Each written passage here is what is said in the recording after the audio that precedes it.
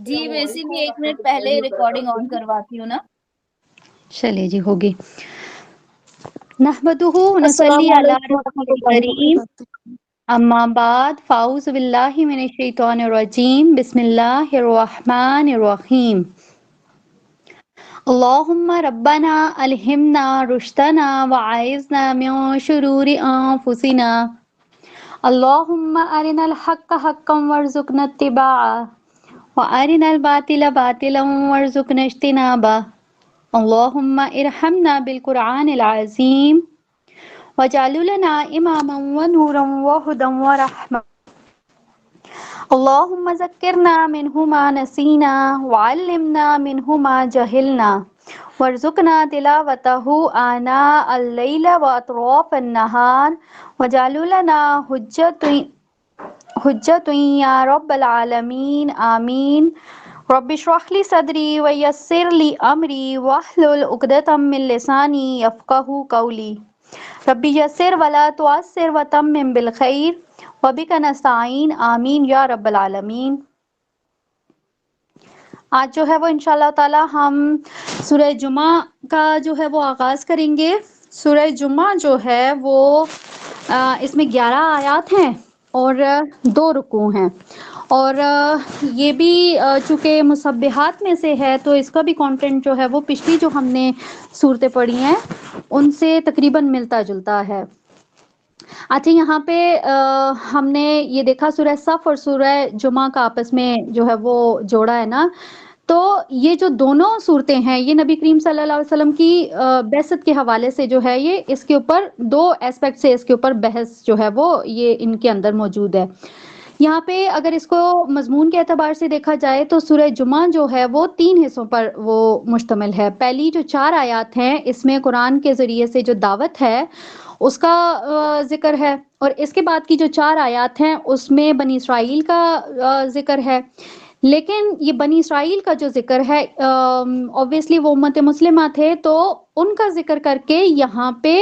جو حالیہ امت مسلمہ ہے یعنی کہ تو ہمیں جو ہے وہ سمجھایا جا رہا ہے. ٹھیک ہے، اور پھر جو اس سورہ کی آخری جو 3 آیات ہوں گی وہ انشاءاللہ تعالی یہ نماز جمعہ جو ہے وہ اس کے متعلق ہوں گی، اس کی امپورٹنس کیا ہے اور اس کے لیے کیا جو ہے وہ کون سے کام کرنے چاہیے، کیا چیز کرنی چاہیے کیا نہیں، مطلب ڈوز اینڈ ڈونٹس جو ہیں وہ اس میں ہمیں انشاءاللہ تعالی ہم اس میں دیکھیں گے.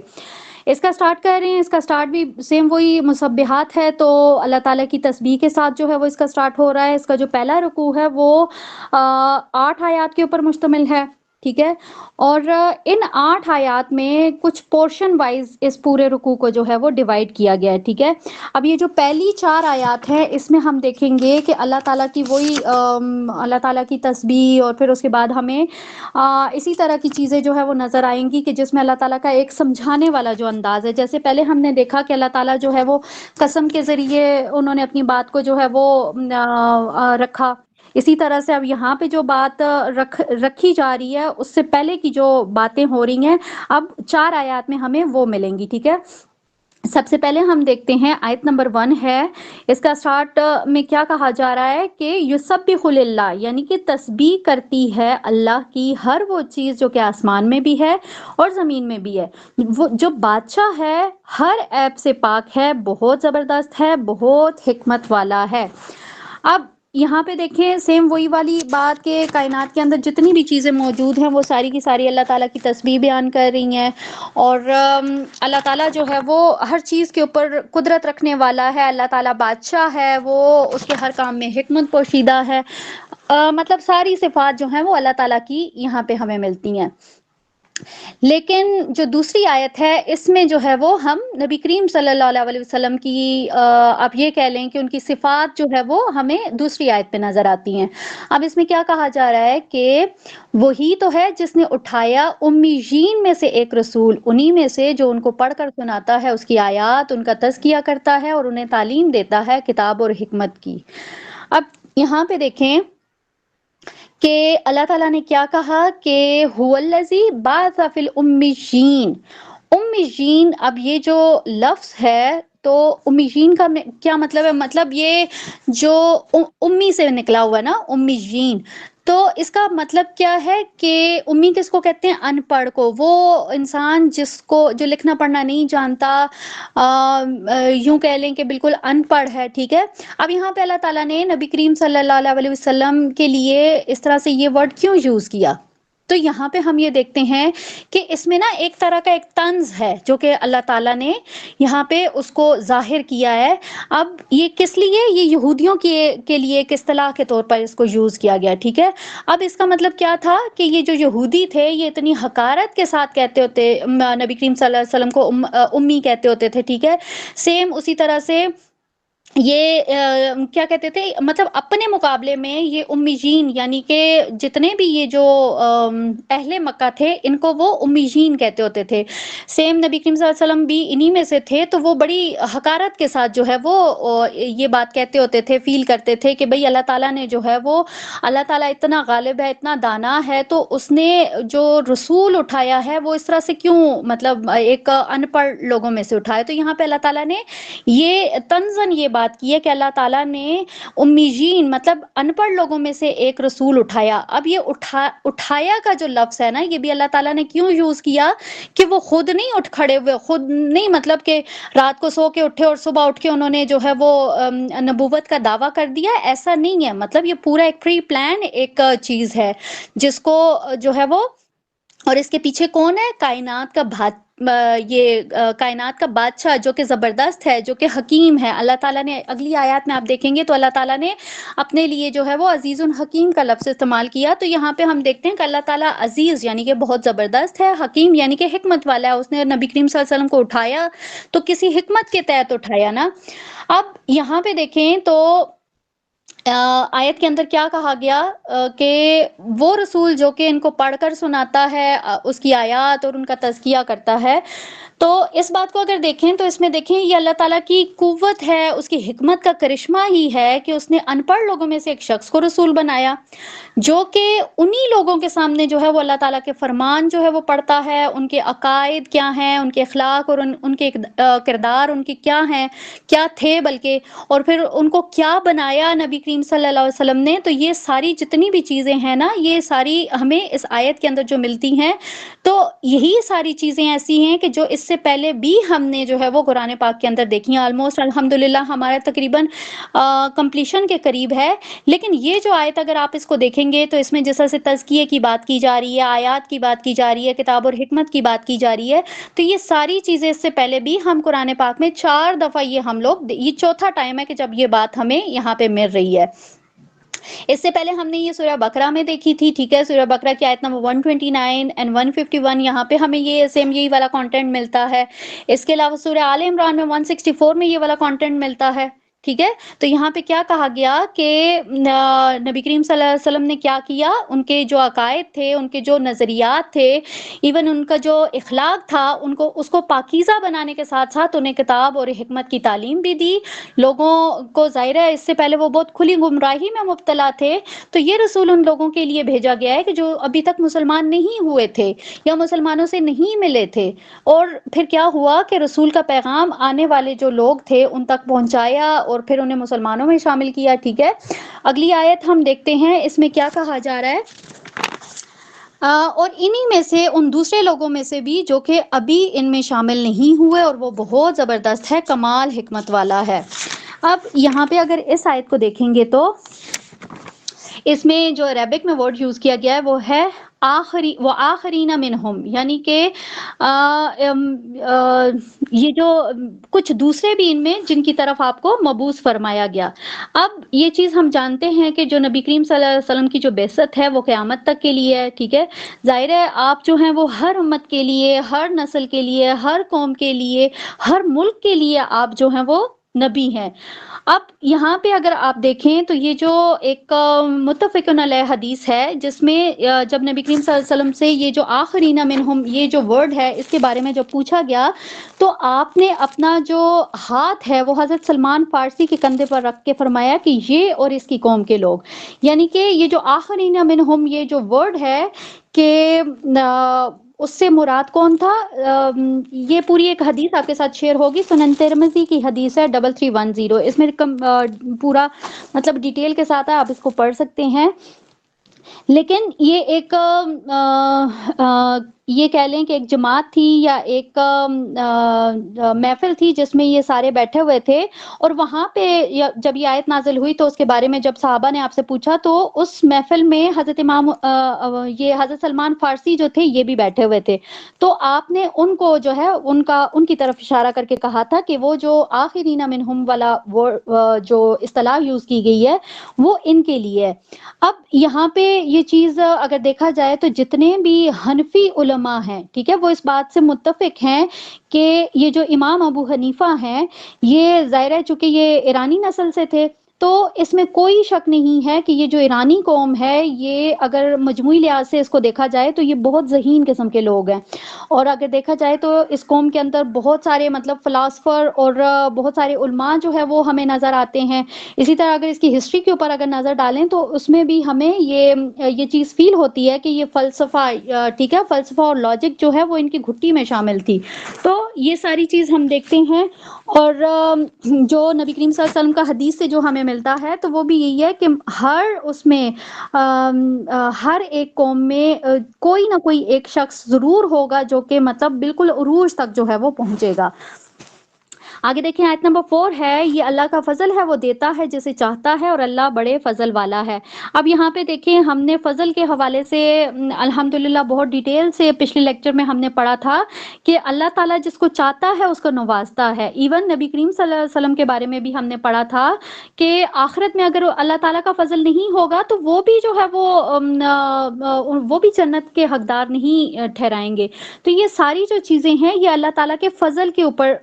بیسڈ ہیں، ٹھیک ہے، تو یہاں پہ بہت کلیئرلی اللہ تعالیٰ نے یہ بات بتا دی ہے، جیسے پچھلی آیت میں ہم نے پڑھا نا کہ کسی ایک قوم کے یا کسی ایک فرد کے لیے اللہ تعالیٰ نے جو ہے وہ ایک کسی اعلیٰ درجے کا اگر ذکر ہوا ہے تو یہ ساری جو چیزیں ہیں اللہ تعالیٰ کی مرضی سے، اللہ تعالیٰ کے فضل سے، اور پھر اللہ تعالیٰ نے کیا کہا کہ اللہ تعالیٰ جسے چاہتا ہے وہ اسے دیتا ہے۔ اور یہاں پہ اگر ہم دیکھیں تو جیسے ہم جانتے ہیں کہ نبی کریم صلی اللہ علیہ وسلم کے درجات ظاہر ہے، وہ اگر درجات کی بات کی جائے تو سب سے اونچا یا پھر اعلیٰ جو مقام ہے وہ obviously نبی کریم صلی اللہ علیہ وسلم کا ہے، ٹھیک ہے، اس میں کوئی شک کی بات نہیں ہے۔ لیکن حضور صلی اللہ علیہ وسلم کے بعد ان کی جو ہر اس شخص پہ اللہ تعالیٰ کا بہت بڑا فضل ہے جو کہ نبی کریم صلی اللہ علیہ وسلم کے ساتھ ایسوسیٹڈ ہے، ٹھیک ہے، اور پھر اسی طرح سے جیسے الحمدللہ ہم اگر اپنی بات کریں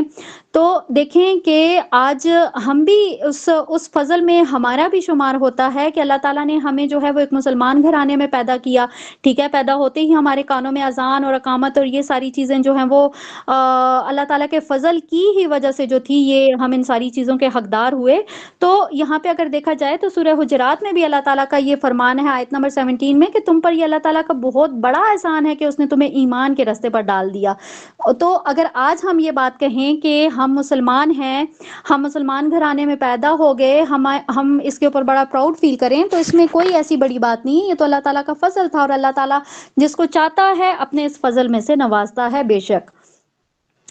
آگے ہے آیت نمبر 5۔ اب یہ جو 4 آیات شروع میں نے آپ کو کہا تھا کہ یہ جو 4 آیات ہیں اس میں ہمیں جو ہے وہ اللہ اور اس کے رسول صلی اللہ علیہ وسلم کی صفات کے ساتھ ساتھ کچھ مومنین کی صفات بھی جو ہیں وہ ہمیں نظر آتی ہیں، لیکن آگے جب ہم دیکھیں گے تو اس میں اب اگلی جو آیات ہیں 5 سے لے کر 8 تک، مطلب رکوع کے اینڈ تک، اس میں ہمیں ان لوگوں کے بارے میں پتہ چلے گا جو کہ اہل کتاب مطلب جن کو تورات دی گئی تھی، ٹھیک ہے، ان لوگوں کے بارے میں پتہ چلے گا کہ ان کے کیا ایٹیٹیوڈ تھے، انہوں نے کیا کیا۔ اب یہاں پہ دیکھیں یہ والی جو آیت ہے یہ اس سے پہلے بھی جو ہے وہ ایز اے ریفرنس جو ہے وہ یوز کی گئی تھی، بہت ڈیٹیل کے ساتھ جو ہے وہ ان ساری چیزوں پہ بحث ہو چکی ہے، تو اس لیے آج نا میں تھوڑا سا اس کو بہت لائٹ وے میں کرنے کی کوشش کروں گی، ٹھیک ہے۔ یہاں پہ دیکھیں اب اس آیت میں کیا کہا جا رہا ہے کہ مثال ان لوگوں کی جو کہ حامل تورات بنائے گئے پھر وہ اس کے حامل ثابت نہ ہوئے، تو اس گدھے کی سی مثال ہے اس اٹھائے ہوئے کتابوں جو اٹھائے ہوئے ہو کتابوں کا بوجھ۔ اب یہاں پہ دیکھیں کہ اللہ تعالیٰ نے اب حامل کتاب تو ہم بھی ہیں، ٹھیک ہے، لیکن یہاں پہ پہلے شروع میں نے آپ کو کہا تھا نا کہ اللہ تعالیٰ نے بظاہر تو جو ہے وہ یہ یہود، ٹھیک ہے، ان کو جو ہے وہ ان سے مخاطبت کی ہے، لیکن اگر ہم یہ سوچیں تو یہاں پہ یہ عبرتاً ہمارے لیے بھی ایک اس کے اندر ایک سبق چھپا ہوا ہے کہ وہ بھی حامل کتاب تھے، پھر ان کی کیا روش ہوئی، ان کے ساتھ پھر کیا معاملات ہوئے، کس طرح سے اللہ تعالیٰ نے ذلیل و خوار کر دیا. ٹھیک ہے، تو اگر آج ہمارے اندر یہ خوش فہمی ہے کہ ہم حامل کتاب ہیں، ہم نبی کریم صلی اللہ علیہ وسلم کی امتی ہیں، اللہ تعالیٰ کا ہم پہ فضل ہے، تو اس میں کوئی خوش ہونے والی بات نہیں ہے. مطلب ہمیں ان ساری چیزوں سے جو پہلے کے واقعات ہیں ہمیں ان سے عبرت حاصل کرنی چاہیے، نہ کہ بس ایسے آیا بیٹھا پڑا اور پھر یہ جا اور وہ جا. تو یہ جو آیت ہے اس کو ہم نے بہت اچھے سے جو ہے وہ سمجھنا ہے. اب اس کے مین کانٹینٹ کی طرف تو میں نہیں جا رہی کیونکہ الحمدللہ اس کو میں نے ہی بہت ڈیٹیل کے ساتھ ایکسپلین کیا تھا، لیکن اگر آپ اس آیت کے اندر عربک میں دیکھیں گے تو یہاں پہ آپ کو 3 ورڈز نظر آ رہے ہیں جو اللہ تعالیٰ نے یوز کیے ہیں. لم یحملوها کمثل الخمار اور یحملو، مطلب یہ 3 ورڈز ہیں جن کا اگر روٹ اگر آپ چیک کریں گے تو ہا میم لام، مطلب وہی حمل کے اس سے نا، یہ ایک ہی روٹ سے یہ 3 ورڈز جو ہیں وہ اللہ تعالیٰ نے یوز کیے ہیں. اب حمل کے بارے میں ہم یہ بات جانتے ہیں کہ یہ بوجھ کو کہا جاتا ہے، ٹھیک ہے، جسے اٹھا کے انسان چلتا ہے. اسی طرح سے یہ جو حمال کا ورڈ یوز کیا گیا تو حمال اس پورٹر کو کہتے ہیں، یعنی کہ یہ جو کلی ہوتا ہے، ٹھیک ہے، جو کہ لوگوں کا بوجھ اٹھا کے ایک جگہ سے دوسری جگہ پہ لے کے جاتا ہے، تو اس کو حمال کہتے ہیں. تو یہ جو مطلب جو روٹ کو اگر دیکھیں گے تو روٹ کے حساب سے ہمیں کیا نظر آ رہا ہے، بوجھ، مطلب بوجھ اٹھانا ہے جس کو انسان اٹھا کے ایک جگہ سے دوسری جگہ پہ لے کے جائے. تو جیسے اوپر اللہ تعالیٰ نے گدے کی اگزامپل دی ہے کہ گدھا، اب اس کے اوپر آپ بکس کا بوجھ رکھ دیں گے، سارا کچھ کر دیں گے تو اس سے وہ یہ نہیں ہوگا کہ وہ اس کے دماغ کے اندر وہ بکس جو ہیں، وہ جو بھی بوجھ اس کے اوپر ڈالا ہوا وہ اندر گھس جائے گا اور اس کے اوپر وہ اثر انداز ہونا شروع ہو جائے گا. تو ایسی بات نہیں ہے. لیکن یہاں پہ اگر ہم دیکھیں جس طرح سے اللہ تعالیٰ نے کتاب کی بات کی، تو اللہ تعالیٰ اگر کسی قوم کو کتاب دیتا ہے، اس کو حامل کتاب اگر وہ ٹھہراتا ہے، تو پھر اس کتاب کے کچھ اس کی رسپانسبلٹیز ہوتی ہیں، وہ بھی اس قوم کے اوپر عائد ہوتی ہیں. اور اس میں جو اس کتاب کے اوپر جو ایمان لانے والے ہوتے ہیں، ظاہر ہے اس کو اس کے احکامات کے اوپر بھی ایمان لانا ہوتا ہے، اس کی جو نشر و اشاعت ہوتی ہے، جو اس کی تبلیغ ہوتی ہے، اس کی بھی ذمہ داری جو ہے وہ بھی انہی کے اوپر ہوتی ہے. ایسا تو نہیں ہے نا کہ صرف آپ نے کتاب لے لی، آپ نے پڑھ لی اور بس ختم کہانی، ایسا نہیں ہوتا. ہم نے قرآن پاک کا جو انٹروڈکشن دیکھا تھا اس میں ہم نے کیا دیکھا تھا کہ ایک انسان کے قرآن کے ایک انسان کے اوپر کتنے حقوق ہیں. آپ نے اس کو پڑھنا ہے، اس کو سمجھنا ہے، پھر آپ نے اس کو اپنی جو سمجھ لی اس کو اپنی لائف میں اپلائی کرنا ہے. پھر جب اپلائی کریں گے، جب خود آپ اس کے اوپر عمل کرنا شروع ہوں گے تو تب آپ نے اس کی آگے بھی اس کو جو ہے وہ آپ نے اس کو پھیلانا ہے. تو یہ ایک کوئی بہت آسان سی چیز نہیں ہے کہ اگر کسی کو اللہ تعالیٰ نے کتاب دے دی تو بس وہ فضیلت ہوگی اس کی، نہیں، بلکہ اس کی جو ذمہ داری ہے اس کو بھی اس نے اسی طرح سے نبھانا ہے. اب یہاں پہ دیکھیں اللہ تعالیٰ نے آیت میں کیا کہا کہ بہت بری مثال ہے ان قوموں کی جنہوں نے اللہ کی آیات کو جھٹلایا، اور اللہ ایسے ظالموں کو زبردستی ہدایت نہیں دیتا. یہاں پہ اب دیکھیں کہ پہلے اللہ تعالیٰ نے یہود کی بات کی، ٹھیک ہے، پھر اس کے بعد اللہ تعالیٰ نے اسی آیت کے اندر کہا کہ ان کے ساتھ کیا ہوا جب انہوں نے اللہ تعالیٰ کی آیات کو جھٹلایا. ٹھیک ہے، یہودیوں کی طرف سے ہم نے بہت ڈیٹیل کے ساتھ یہ پڑھا تھا نا کہ انہوں نے اللہ تعالیٰ کی آیات کے ساتھ کیا کیا. منہ سے تو وہ نہیں کہتے تھے، زبان سے تو نہیں کہتے تھے کہ یہ جو ہے یہ اللہ تعالیٰ کا کلام نہیں ہے یا کچھ، لیکن انہوں نے اپنے عمل سے یہ سارا کچھ ثابت کیا نا. سیم اگر دیکھا جائے تو آج ہمارے بھی وہی حالات ہیں جو کہ ہم کر رہے ہیں. تو آگے دیکھیں اللہ تعالیٰ نے آخر میں کیا کہا کہ اللہ تعالیٰ ایسے ظالموں کو زبردستی ہدایت نہیں دیتا. یعنی ہدایت کوئی اتنی گری پڑی چیز نہیں ہے کہ جو اٹھا کے اللہ تعالیٰ کسی کی بھی گود میں ڈال دے، ایسا نہیں ہے. آیت نمبر 6 ہے، اے نبی صلی اللہ علیہ وسلم آپ کہہ دیجئے کہ اے وہ لوگوں جو کہ یہودی ہو گئے ہو، اگر واقعی یہ تمہیں یہ گمان ہے کہ بس تم ہی اللہ کے دوست ہو باقی سب لوگوں کو چھوڑ کر، تو پھر تم موت کی تمنا کرو اگر تم واقعی سچے ہو. اب یہاں پہ دیکھیں تو اس میں کیا کہا جا رہا ہے کہ جس طرح سے یہودیوں کو یہ گمان تھا نا، اب اس میں زہم کا زعم تم، ٹھیک ہے، یہ ورڈ یوز کیا گیا. تو زہم کا کیا مطلب ہے، کسی کو مطلب خوش فہمی ہو جائے کہ بھئی ہم جو ہیں وہ، جس طرح سے یہود کو خوش فہمی تھی کہ ہم اللہ تعالیٰ کے محبوب ہیں، تو اللہ تعالیٰ نے کیا کہا کہ تم موت کی تمنا کرو اگر واقعی تمہیں لگتا ہے کہ تم اللہ تعالیٰ کے دوست ہو، اللہ تعالیٰ کے محبوب ہو، تو پھر تم موت کی تمنا کرو. اب یہاں پہ موت کی تمنا کا اللہ تعالیٰ نے کیوں کہا؟ ٹھیک ہے، یہ بات ہم جانتے ہیں نا کہ جس طرح سے لوگ یہ سمجھتے ہیں کہ اگر ان کی آنکھ بند ہو گئی تو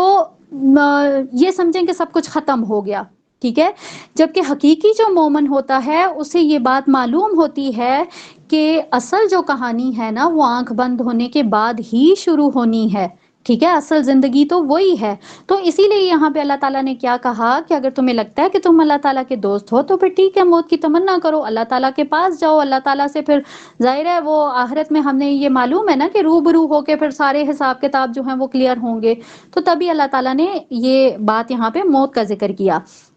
اب جب آپ اگلی آیت میں دیکھیں گے تو اس میں بھی پھر اللہ تعالیٰ نے پہلے تو ان کو ایک آپشن دیا اور پھر اب اللہ تعالیٰ نے خود ہی جو ہے وہ اس کا جواب دے دیا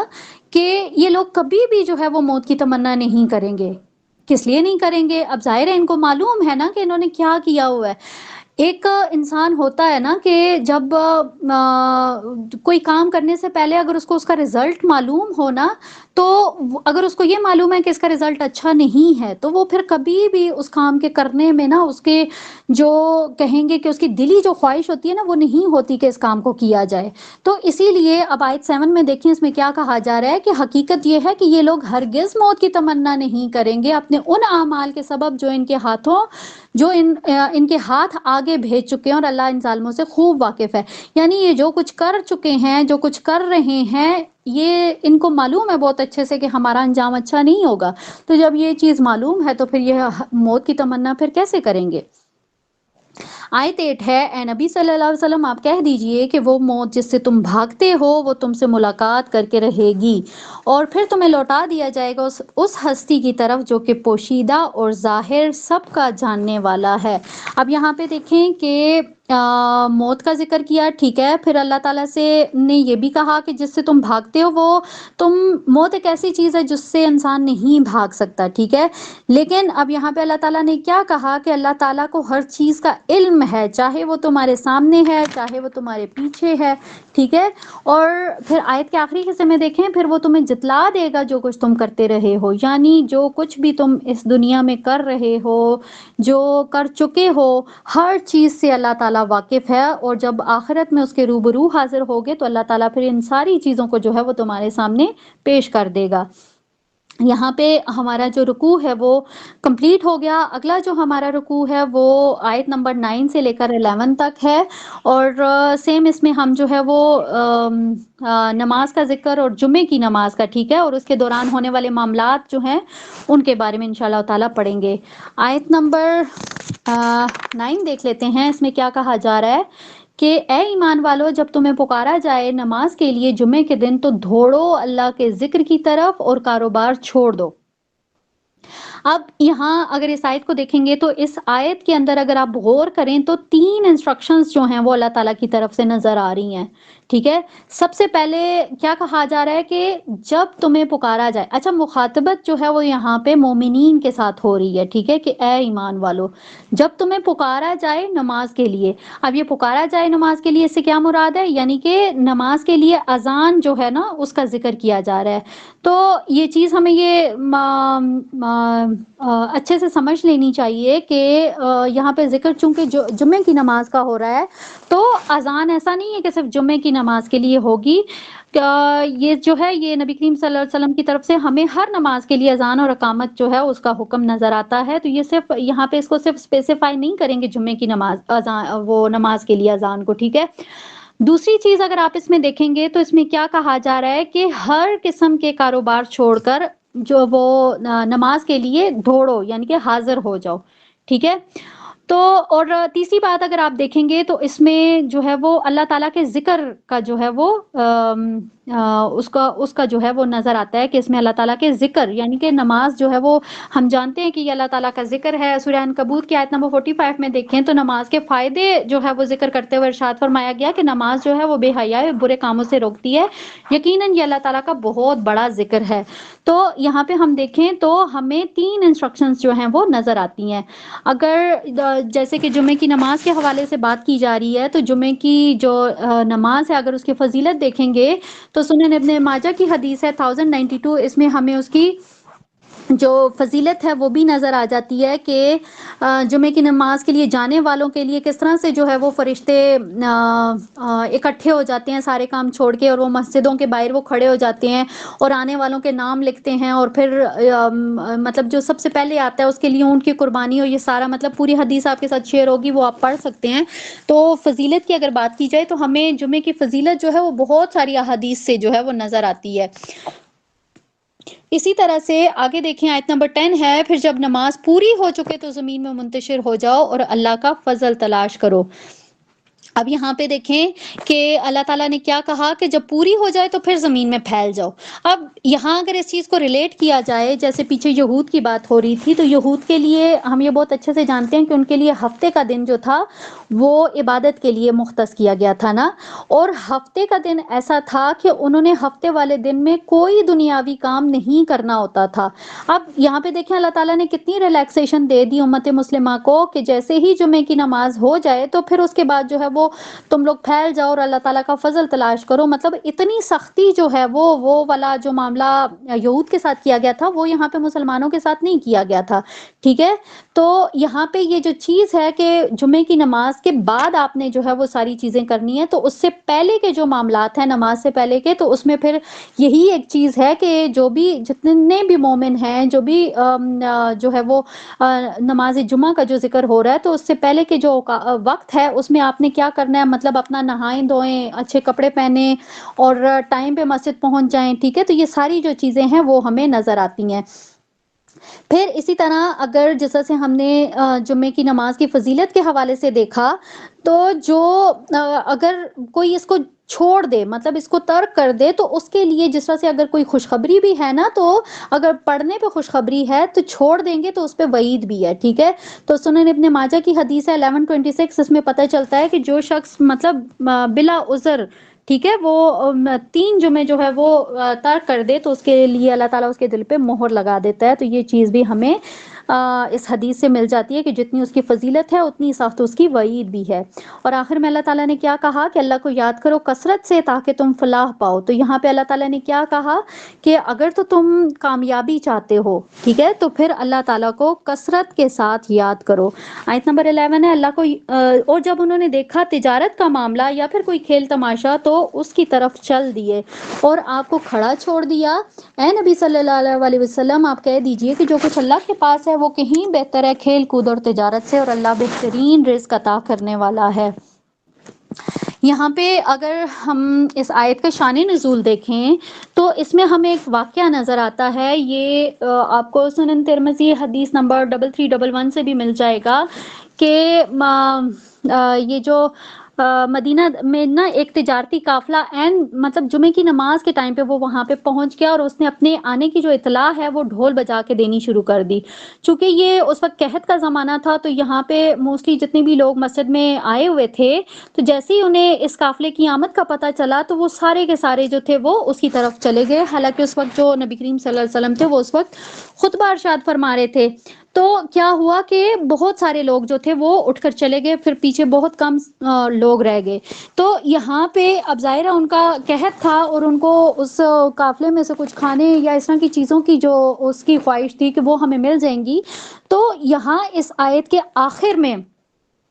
اللہ تعالیٰ نے کس طرح کہا کہ ان لوگوں کے لیے جائز نہیں تھا۔ اب ان کو یہ معلوم ہونا چاہیے تھا کہ رزق جو ہے وہ اللہ تعالیٰ کے اختیار میں ہے، وہ بہترین رزاق ہے۔ تو جو جمعہ اور پھر نماز کا وقت، یہ ساری چیزیں جو ہے اس کے لیے پھر کیا ایک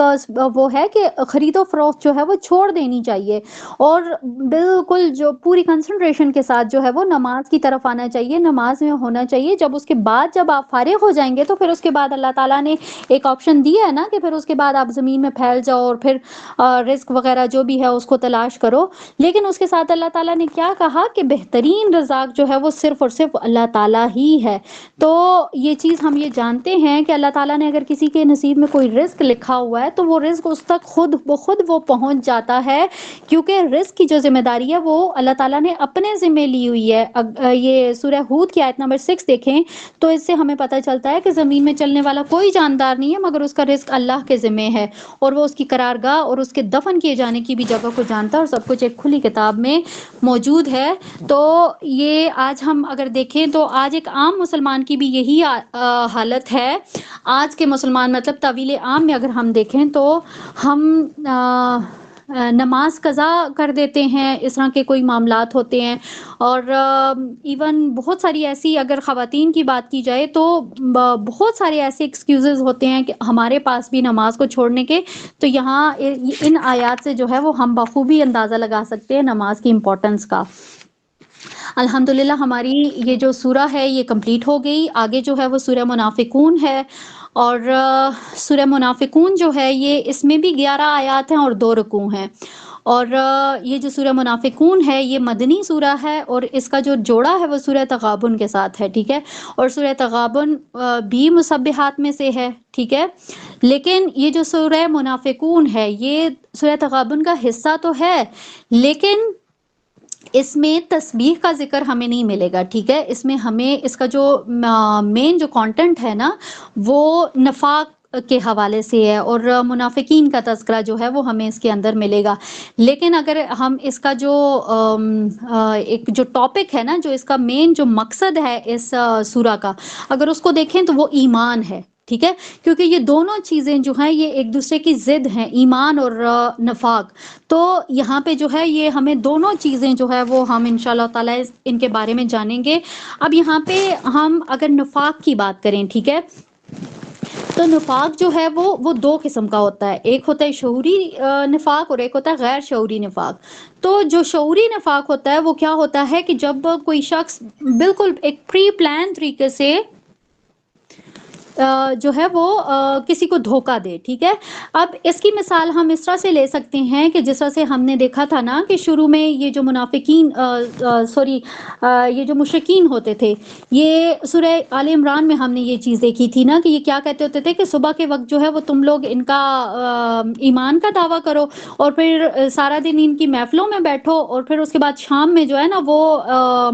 ایمان سے انکار کر دینا کہ بھئی ہمیں تو ان لوگوں کی محفل میں جا کے کوئی کام کی چیز نہیں ملی، تو اس لیے جو ہے وہ ہم ریورٹ ہو رہے ہیں۔ تو مطلب یہ جو ایک چیز ہے نا اس کو پری پلان منافقت کہتے ہیں، کہ جس طرح سے آپ نے پورا ایک پلان بنایا ہوا ہے کہ ہم نے جو ہے وہ منافقت کرنی ہی کرنی ہے۔ لیکن اس کے برعکس جو غیر شعوری نفاق ہوتا ہے، اس کی اگزامپل ہم اس طرح سے لے سکتے ہیں کہ جیسے کسی انسان کے پاس اسلام کی دعوت گئی، اس نے اس کو ایکسیپٹ بھی کر لیا، اس کے اوپر لبیک بھی کہا، ایمان بھی لے آیا، لیکن چونکہ ہم یہ بات جانتے ہیں کہ ایمان کے راستے میں آپ کو آزمائشوں سے گزرنا پڑتا ہے، ٹھیک ہے، تو جب بھی کسی ایسے شخص کے راستے میں کوئی مشکل آتی ہے، کوئی آزمائش آتی ہے، تو اس کا ایمان جو ہوتا ہے نا وہ تھوڑا سا ڈگمگا جاتا ہے، مطلب ان کا جو ایمان ہے وہ ضعف ایمان آپ اس کو کہہ سکتے ہیں، ٹھیک ہے۔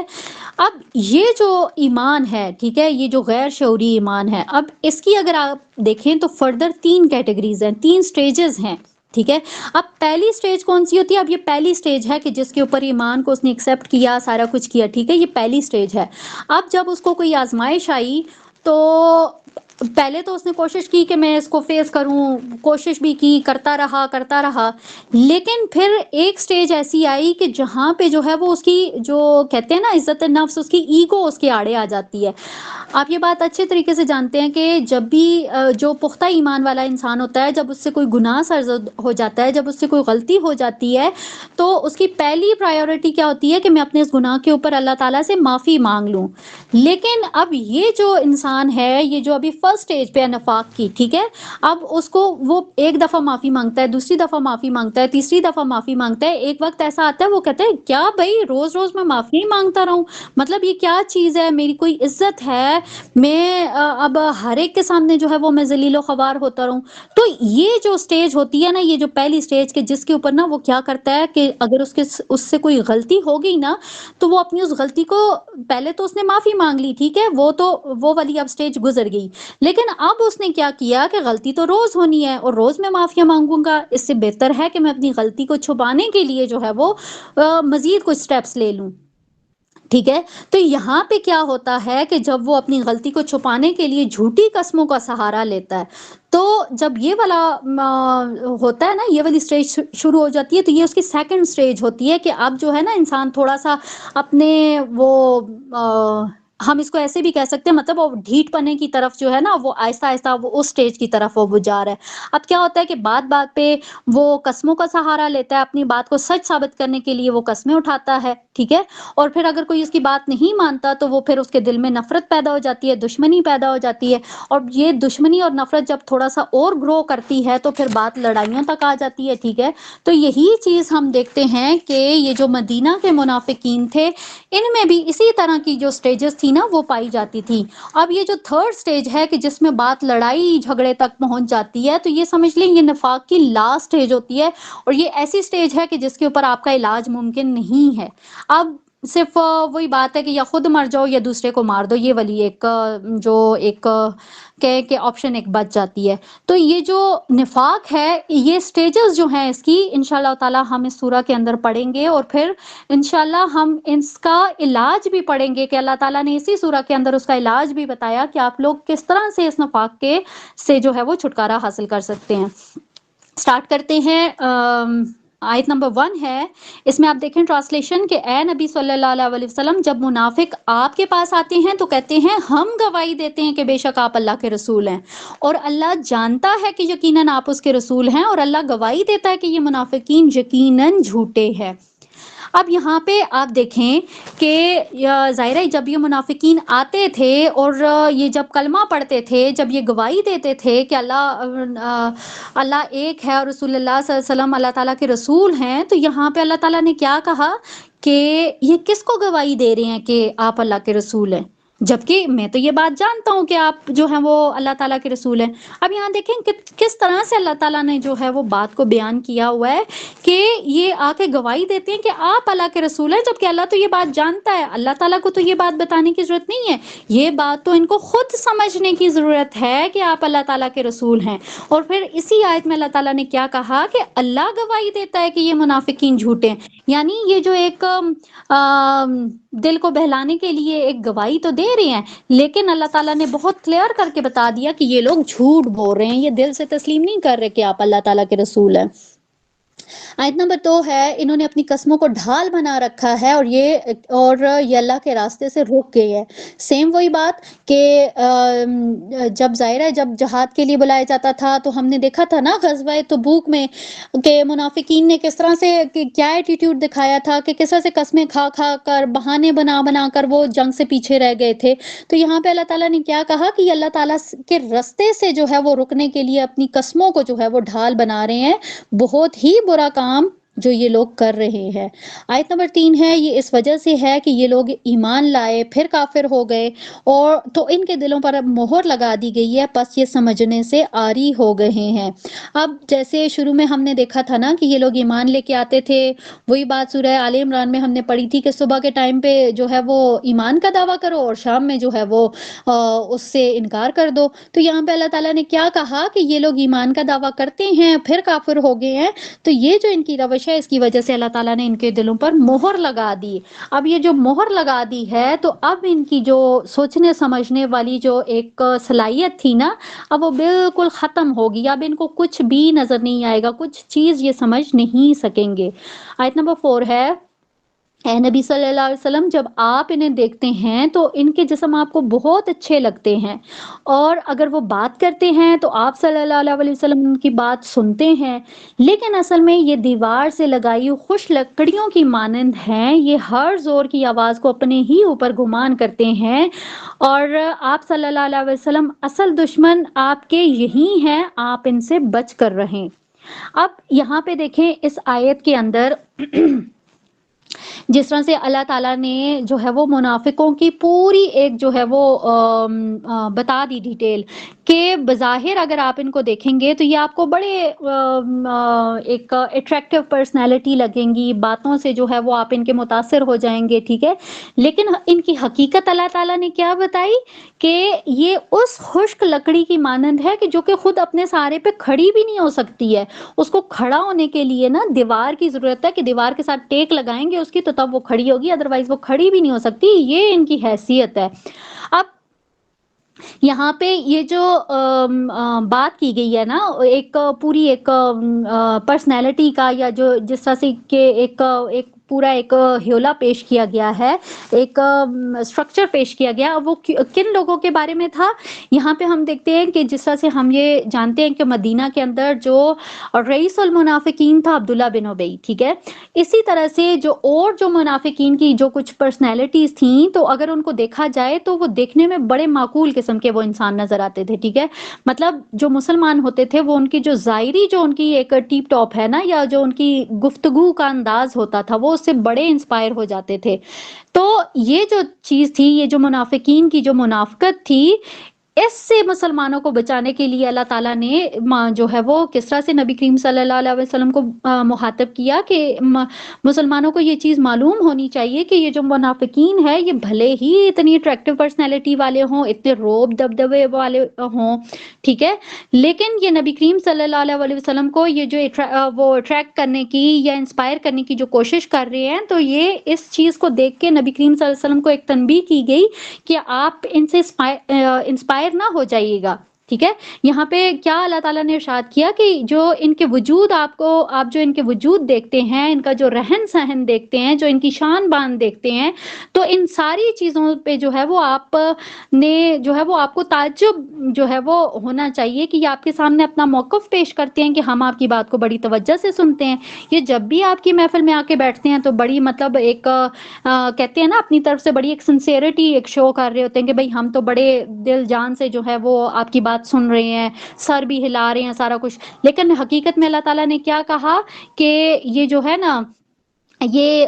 بظاہر یہ نظر آنے والے بڑے سنجیدہ اور معزز ہیں، لیکن اگر ان کی نیت، ان کا اخلاق یا ان کا کردار دیکھا جائے نا تو یہ بڑی گھٹیا قسم کے لوگ ہیں. اسی لیے نبی کریم صلی اللہ علیہ وسلم کو ہر حال میں ان سے بچنے کی تو جو تلقین ہے وہ کی گئی ہے. یہاں پہ دیکھیں اب عربک میں کیا ورڈ استعمال کیا گیا کہ ہم العدو فاحذرہم، کہ یہ آپ کے اصلی دشمن ہیں، ٹھیک ہے، آپ کو جو ہے وہ ان سے بچ کے رہنا ہے. اب بھلے ہی آپ کے سامنے بیٹھے ہوئے ہوں، بھلے ہی اپنی طرف سے بڑی یہ مخلصانہ گفتگو کر رہے ہوں، ٹھیک ہے، آپ یہ سمجھ رہے ہوں کہ یہ آپ کی بات کو بہت غور سے سن رہے ہیں، لیکن حقیقت میں بالکل اس کے برعکس ہے کہ ان کو تو بیٹھنے کے لیے بھی نا دیوار کا سہارا چاہیے. تو یہ لوگ کیا کسی کے سامنے جو ہے وہ اپنی سنسیئرٹی جو ہے وہ شو کریں گے. تو یہاں پہ اللہ تعالیٰ نے منافقین کی ایک جو حقیقت ہے وہ مومنوں کو نبی کریم صلی اللہ علیہ وسلم کو بتائی ہے. ابھی اسی آیت کے لاسٹ میں اگر دیکھیں تو اللہ تعالیٰ نے کیا کہا کہ اللہ ان کو ہلاک کرے، یہ کہاں سے پھر آئے جا رہے ہیں. اب یہاں پہ امیجن کریں کہ کتنا کوئی بلند مقام ہے کہ جس میں نبی کریم صلی اللہ علیہ وسلم کا زمانہ ان لوگوں کو نصیب ہوا، ان کی دعوت جو ہے وہ انہوں نے ایکسیپٹ کی، ان کو نبی کریم صلی اللہ علیہ وسلم کی محفلوں میں بیٹھنا نصیب ہوا. یہ کتنی سعادتیں ہیں جو کہ ان لوگوں کے حصے میں آئی تھی. لیکن اگر دوسری طرف دیکھیں تو کتنی کوئی بدنصیبی کی انتہا ہے کہ یہ لوگ اتنے اونچے مقام پہ پہنچ کے بھی یہ لوگ نامراد رہے ہیں. تو یہاں پہ اس چیز کو ہم بہت اچھے سے سمجھ سکتے ہیں کہ کسی بندے کی کوئی اس کے ساتھ تعلق، ٹھیک ہے، اس کے ساتھ وابستگی وہ انسان کو کسی اگر بلندی پہ پہنچا سکتی ہے تو وہ اس بلندی سے بہت اتھا گہرائیوں میں بھی وہ اس کو گرا سکتی ہے. اس کی بہت زندہ مثالیں اگر ہم تاریخ میں دیکھیں نا تو ہمیں نظر آئیں گی. آیت نمبر 5 اور جب ان سے کہا جاتا ہے کہ آؤ اپنی غلطی مان لو تاکہ اللہ کے رسول تمہارے لیے استغفار کریں، تو وہ اپنے سروں کو مٹکاتے ہیں اور آپ انہیں دیکھتے ہیں کہ وہ رک جاتے ہیں تکبر کرتے ہوئے. تو یہاں پہ اللہ تعالیٰ نے کیا کہا کہ اے نبی صلی اللہ علیہ وسلم اگر آپ ان کے لیے برابر ہے کہ آپ ان کے لیے استغفار کریں یا نہ کریں، اللہ ان کو ہرگز معاف نہیں کرے گا. آیت نمبر 5 اور 6 میں جو ہے وہ اللہ تعالیٰ نے ان کی ایک جو روش ہے وہ بتائی ہے کہ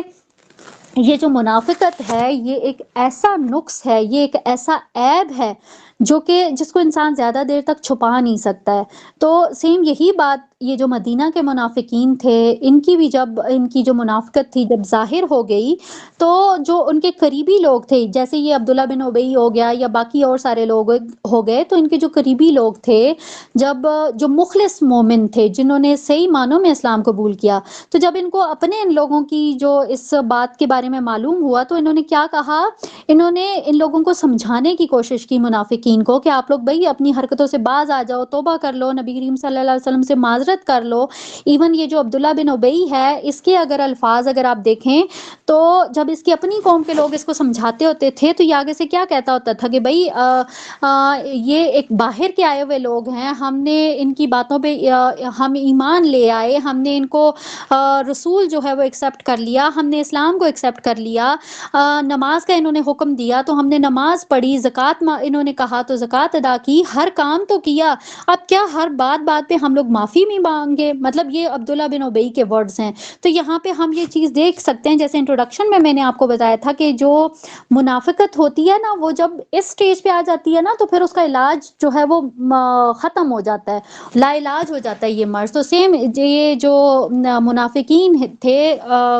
عبداللہ بن ابی ہو گیا یا اس کے باقی اس کے ساتھ کے اور جو منافقین تھے، ہم نے دیکھا کہ کس طرح سے انہوں نے نبی کریم صلی اللہ علیہ وسلم کو جو ہے وہ ایذا پہنچائی، کس طرح سے یہ لوگ ان کو ٹیز کیا کرتے تھے۔ تو یہ ساری جو چیزیں ہیں، ہم نے اس کا انجام بھی دیکھ لیا کہ نبی کریم صلی اللہ علیہ وسلم کو اللہ تعالیٰ نے کیا کہا کہ یہ تو ابھی ان کو یہ کہا جا رہا ہے کہ آپ لوگ معافی مانگے، یہ معافی مانگ بھی لیں، ایون آپ بھی ان کے لیے استغفار کر لیں، پھر بھی اللہ جو ہے وہ ان کو معاف نہیں کرے گا۔ بھلے یہ اپنا کیا کہتے ہیں کہ ناک رگڑ رگڑ کے جو ہے وہ اس کو دکھا دیں، لیکن اللہ جو ہے نا، وہ جو ان کی حرکتیں جو اللہ تعالیٰ نے جو یہ ساری دیکھی ہیں، تو اللہ تعالیٰ ان کو کبھی بھی جو ہے وہ معاف نہیں کرے گا۔ اب یہاں پہ اگر آپ دیکھیں تو سیم اس طرح کی جو بات ہے سورہ توبہ کے اندر، وہ ہمیں یہ والی آیت نمبر 80 میں نظر آئی تھی۔ وہاں پہ بھی اللہ تعالیٰ نے نبی کریم صلی اللہ علیہ وسلم کو اسی طرح سے کہا تھا کہ آپ ان کے لیے استغفار کریں یا ان کے لیے نہ کریں۔ اگر آپ 70 مرتبہ بھی ان کے لیے استغفار کریں تو تب بھی اللہ تعالیٰ انہیں معاف نہیں فرمائے گا۔ تو یہاں پہ دیکھیں کہ اللہ تعالیٰ نے کتنے سخت الفاظ جو ہیں وہ منافقین کے لیے استعمال کیے ہیں۔ ایون منافقین بھی کہنے کو وہ بھی مسلمان ہیں، لیکن کتنے سخت ورڈز میں اللہ تعالیٰ نے جو ہے وہ ان کے لیے بات کی ہے۔ اور لیکن اس کے برعکس اگر ہم دیکھیں، جو نبی کریم صلی اللہ علیہ وسلم تھے، وہ اپنی ان کی جو طبیعت ہم جانتے ہیں کہ وہ بہت نرم طبیعت کے مالک تھے، اور جب یہ والی آیت نازل ہوئی تھی نا، تو تب نبی کریم صلی اللہ علیہ وسلم نے بہت مطلب ان کو ایک یہ ہوا کہ ہو سکتا تھا کہ شاید میں 70 سے زیادہ بھی اگر ان کے لیے اگر استغفار کرتا تو شاید جو ہے وہ اللہ تعالیٰ ان کو معاف کر دیتا۔ لیکن یہاں پہ دیکھیں کہ مین جو چیز ہے نا وہ یہی ہے کہ اللہ تعالیٰ نے کس طرح سے کہا کہ اللہ تعالیٰ جو ہے وہ یہ جو منافقین ہے جن کے اندر منافقت ہے، تعویل عام یا پھر خاص، ٹھیک ہے، بات تو خاص میں ہو رہی ہے، لیکن تعویل عام میں بھی ہمیں یہ دیکھ لینا چاہیے کہ یہ کتنا یہ کیسا مرض ہے کہ جس کا جو ہے نا کوئی توڑ نہیں ہے۔ تو یہاں پہ جو ہے وہ اللہ تعالیٰ سے ضرور یہ دعا کرنی چاہیے کہ اللہ تعالیٰ ہمیں ہر طرح کے نفاق سے جو ہے وہ بچا کے رکھے، آمین ثم آمین۔ آیت نمبر 8 کی طرف جاتے ہیں، اس میں کیا کہا جا رہا ہے کہ یہی وہ لوگ ہیں جو کہ کہتے ہیں کہ مت خرچ کرو ان پر جو اللہ کے رسول کے گرد جمع ہو گئے ہیں، یہاں تک کہ یہ منتشر ہو جائیں، حالانکہ آسمانوں اور زمین کے خزانے تو اللہ ہی کے لیے ہیں، لیکن منافقین اس حقیقت کا فہم نہیں رکھتے ہیں۔ اب یہاں پہ دیکھیں کہ یہ جس طرح سے منافقین یہ بات وہ سمجھ رہے تھے نا، یہ مدینہ کے لوگ، ٹھیک ہے، کہ بھائی اگر ہم ان کو جو ہے وہ ان کا خرچہ پانی بند کر دیں، اگر ہم ان کو اپنے پاس رہنے کی جگہ نہ دیں تو کیا ہوگا کہ یہ لوگ جو ہے یہ منتشر ہو جائیں گے، یہ ٹوٹ جائیں گے، یہ بکھر جائیں گے، اور ایک سٹیج ایسی آئے گی کہ یہ سب کچھ یہ ختم ہو جائے گا۔ تو اس کے جواب میں اللہ تعالیٰ نے کیا کہا کہ یہ لوگ جو ہیں وہ مسلمانوں کا خرچ جو ہے وہ بند کرنے کی بات کر رہے ہیں، جبکہ اللہ تعالیٰ جو ہے وہ زمین اور آسمان کے جو خزانے ہیں وہ ان کا مالک ہے۔ لیکن بہت طنزیہ انداز میں اللہ تعالیٰ نے کیا کہا کہ یہ جو منافقین ہیں نا، یہ اس بات کو نہیں سمجھ سکتے۔ آیت نمبر 8 ہے، وہ کہتے ہیں کہ اگر ہم مدینہ لوٹ گئے تو جو طاقتور ہیں وہ لازماً نکال باہر کھڑے کریں گے وہاں سے ان کمزور لوگوں کو، حالانکہ اصل عزت تو اللہ اور اس کے رسول صلی اللہ علیہ وسلم اور مومنین کے لیے ہے، لیکن یہ منافق جانتے نہیں۔ اب یہاں پہ دیکھیں کہ یہ جو آیت ہے اس میں بھی ایک واقعے کی طرف جو ہے وہ اشارہ کیا جا رہا ہے، ٹھیک ہے۔ یہ غزوہ بنی مصطلق جو ہوا تھا تو اس سے واپسی پہ رستے میں جو ہے وہ ایک واقعہ پیش آیا کہ جس میں یہ جو منافقین تھے اس میں اور حضرت عمر کا ایک خادم تھا، ان کی آپس میں لڑائی ہو گئی، ٹھیک ہے۔ تو یہ جو عبداللہ بن ابی تھا اس نے اس معاملے کو اتنا زیادہ اس نے بڑھایا اور اتنا زیادہ وہ جذبات میں آ گیا کہ اس نے معاذ اللہ کس طرح سے کہا کہ بھائی ہمیں واپس مدینہ پہنچنے دو، ہم جو ہے وہ ان لوگوں کو جو ہے وہ ہم باہر نکال کھڑا کریں گے۔ اب یہاں اگر عربک میں اگر آپ دیکھیں تو اس میں ازل، ٹھیک ہے، یہ ورڈ استعمال کیا گیا۔ بہت ساری جگہوں پہ آپ اس کی ٹرانسلیشن دیکھیں گے وہ آپ کو ذلیل کے اس میں جو ہے وہ نظر آئے گی کہ ہم وہاں جا کے ان ذلیل لوگوں کو وہاں سے نکال دیں گے۔ لیکن اگر ہم دیکھیں تو یہ جو ورڈ ہے نا اس کے عربک اور اردو میں بڑا ڈفرنس ہے، ٹھیک ہے۔ اردو میں جو ہم ذلیل کا میننگز لیتے ہیں، عربک میں جو ہے وہ بالکل اس کے اپوزٹ ہے۔ عربک میں کمزور یا پھر بے حیثیت لوگوں کو جو ہے وہ اذل یا پھر ذلیل کہا جاتا ہے، ٹھیک ہے۔ تو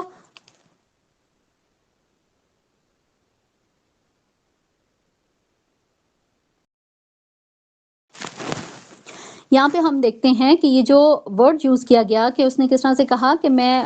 ہم لوگ واپس جائیں گے، جب مدینہ پہنچیں گے تو ان لوگوں کو یہاں سے نکال دیں گے۔ تو اس کے بعد جو ہے وہ اللہ تعالیٰ نے کیا کہا کہ یہ اپنے آپ کو عزت دار کہہ رہے ہیں اور ان لوگوں کو ذلیل اس طرح سے کہہ رہے ہیں، معاذ اللہ۔ مطلب نبی کریم صلی اللہ علیہ وسلم اور جو جتنے بھی مہاجرین تھے ان کے لیے اس نے عبداللہ بن ابی نے یہ ورڈ استعمال کیا نا۔ تو یہی جو ساری باتیں ہیں یہ جب ہم جانتے ہیں، جیسا سے اللہ تعالیٰ نے کہا نا کہ عزت تو اللہ تعالیٰ کے لیے ہے اور مومنوں کے لیے ہے اور رسول اللہ صلی اللہ علیہ وآلہ وسلم کے لیے، جبکہ یہ سمجھ رہے ہیں منافقین، یہ سمجھ رہے ہیں کہ ہماری عزت ہے، ہم نے ان کو پناہ دی ہوئی ہے، ہم ان کا جو ہے وہ خرچ اٹھا رہے ہیں، ہم نے ان کو اپنی جائیدادوں میں حصے دیے ہیں، اور یہ اس طرح سے سمجھ رہے ہیں۔ تو اس کا جواب یہ جو عبداللہ بن ابی نے یہ والی ساری حرکت کی تھی، تو اس کا اپنا جو بیٹا ہے، جو اس کا اپنا بیٹا تھا عبداللہ، اس کا بھی نام عبداللہ تھا، ٹھیک ہے۔ جب اس کو یہ بات پتہ چلی تھی، چونکہ وہ بہت مطلب مخلص تھا اسلام کے ساتھ، رسول اللہ صلی اللہ علیہ وسلم کے ساتھ، تو جب اس کو اس گستاخی کا پتہ چلا تو وہ خود ہی اپنے باپ کے راستے میں کھڑا ہو گیا تھا کہ جب تک معافی نہیں مانگو گے تو اس وقت تک جو ہے وہ تمہیں یہاں پہ مدینہ کے اندر داخل نہیں ہونے دوں گا۔ تو پھر مجبوراً اس عبداللہ بن ابی نے جو تھا وہ معافی مانگی تھی۔ تو ہر یہ پورا ایک منافقین کی جو ایک روش ہے وہ ہمیں یہ جو پہلا رکوع ہے اس میں ہم نے دیکھی ہے۔ اب یہاں پہ اگر یہ جو پوری جو 8 آیات ہم نے پڑھی ہیں، اس میں ہم نے جو نفاق ہے، جو منافقت ہے، وہ کس طرح سے شروع ہوتی ہے، اس کی تشخیص کیسے ہوگی، پھر اس کا مطلب اس کا آغاز، اس کے جو جتنے بھی اسباب ہیں، ان ساری چیزوں کے بارے میں ہم نے پڑھا تھا۔ تو یہاں پہ اگر ہم دیکھیں تو اس کا جو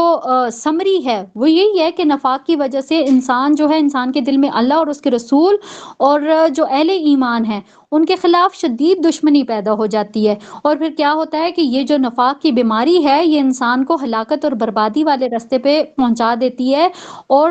اس سٹیج تک پہنچا دیتی ہے کہ جہاں پہ رسول اللہ صلی اللہ علیہ وسلم کا استغفار بھی جو ہے وہ اس کے کام نہیں آ سکتا۔ تو یہ جو 8 آیات ہیں ان میں ہم نے پورا جو ہے وہ منافقت کا خلاصہ جو ہے وہ ہم نے دیکھ لیا۔ اب اگلا رکوع ہے، یہ آیت نمبر 9 سے لے کر 11 تک ہے۔ اب یہ جو 3 آیات ہے نا، اس میں ہمیں اس بیماری کا جو علاج ہے وہ بتایا جائے گا، ٹھیک ہے، انشاءاللہ تعالی۔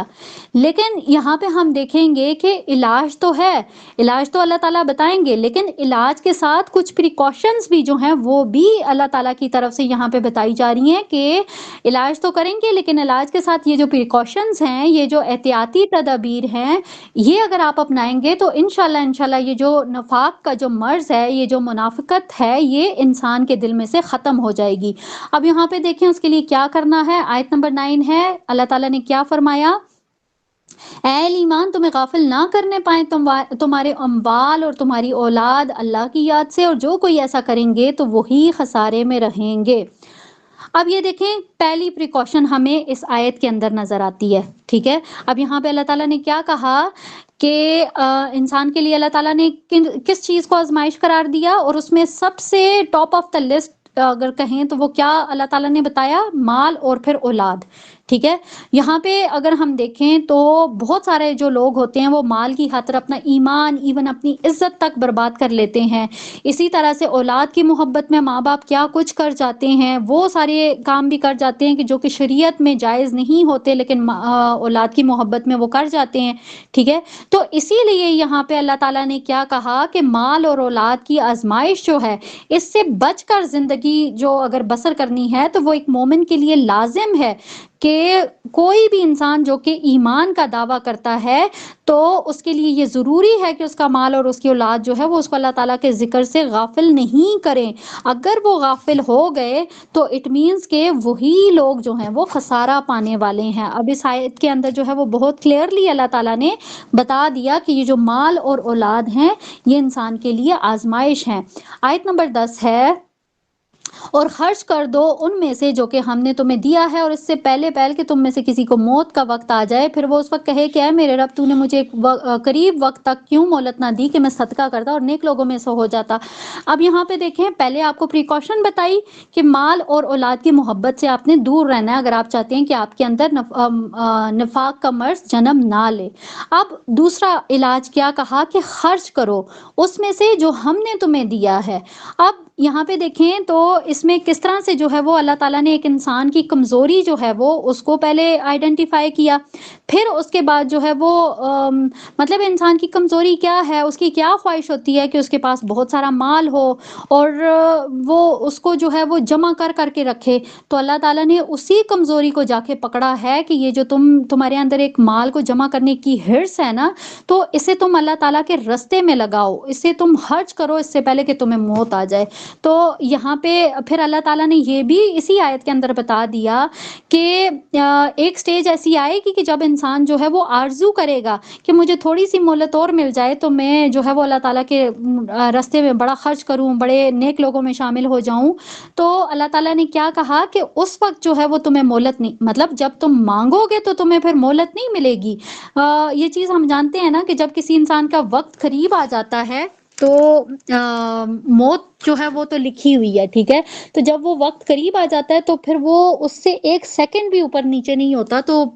اتنی بڑی مہلت لینا کہ بھئی ہم وہاں جائیں اور صدقے کریں اور یہ سارا کچھ کریں، نیکیاں کمائیں، تو پھر یہ سب کچھ نہیں، یہ کچھ بھی نہیں ہونے والا. تو اسی لیے یہاں پہ کلیئرلی اللہ تعالیٰ نے کہہ دیا کہ جس وقت تک تمہارے پاس زندگی ہے اسی میں ہی جو ہے وہ تم نے خرچ کرنا ہے. تو یہ ہو گیا ہمارے پاس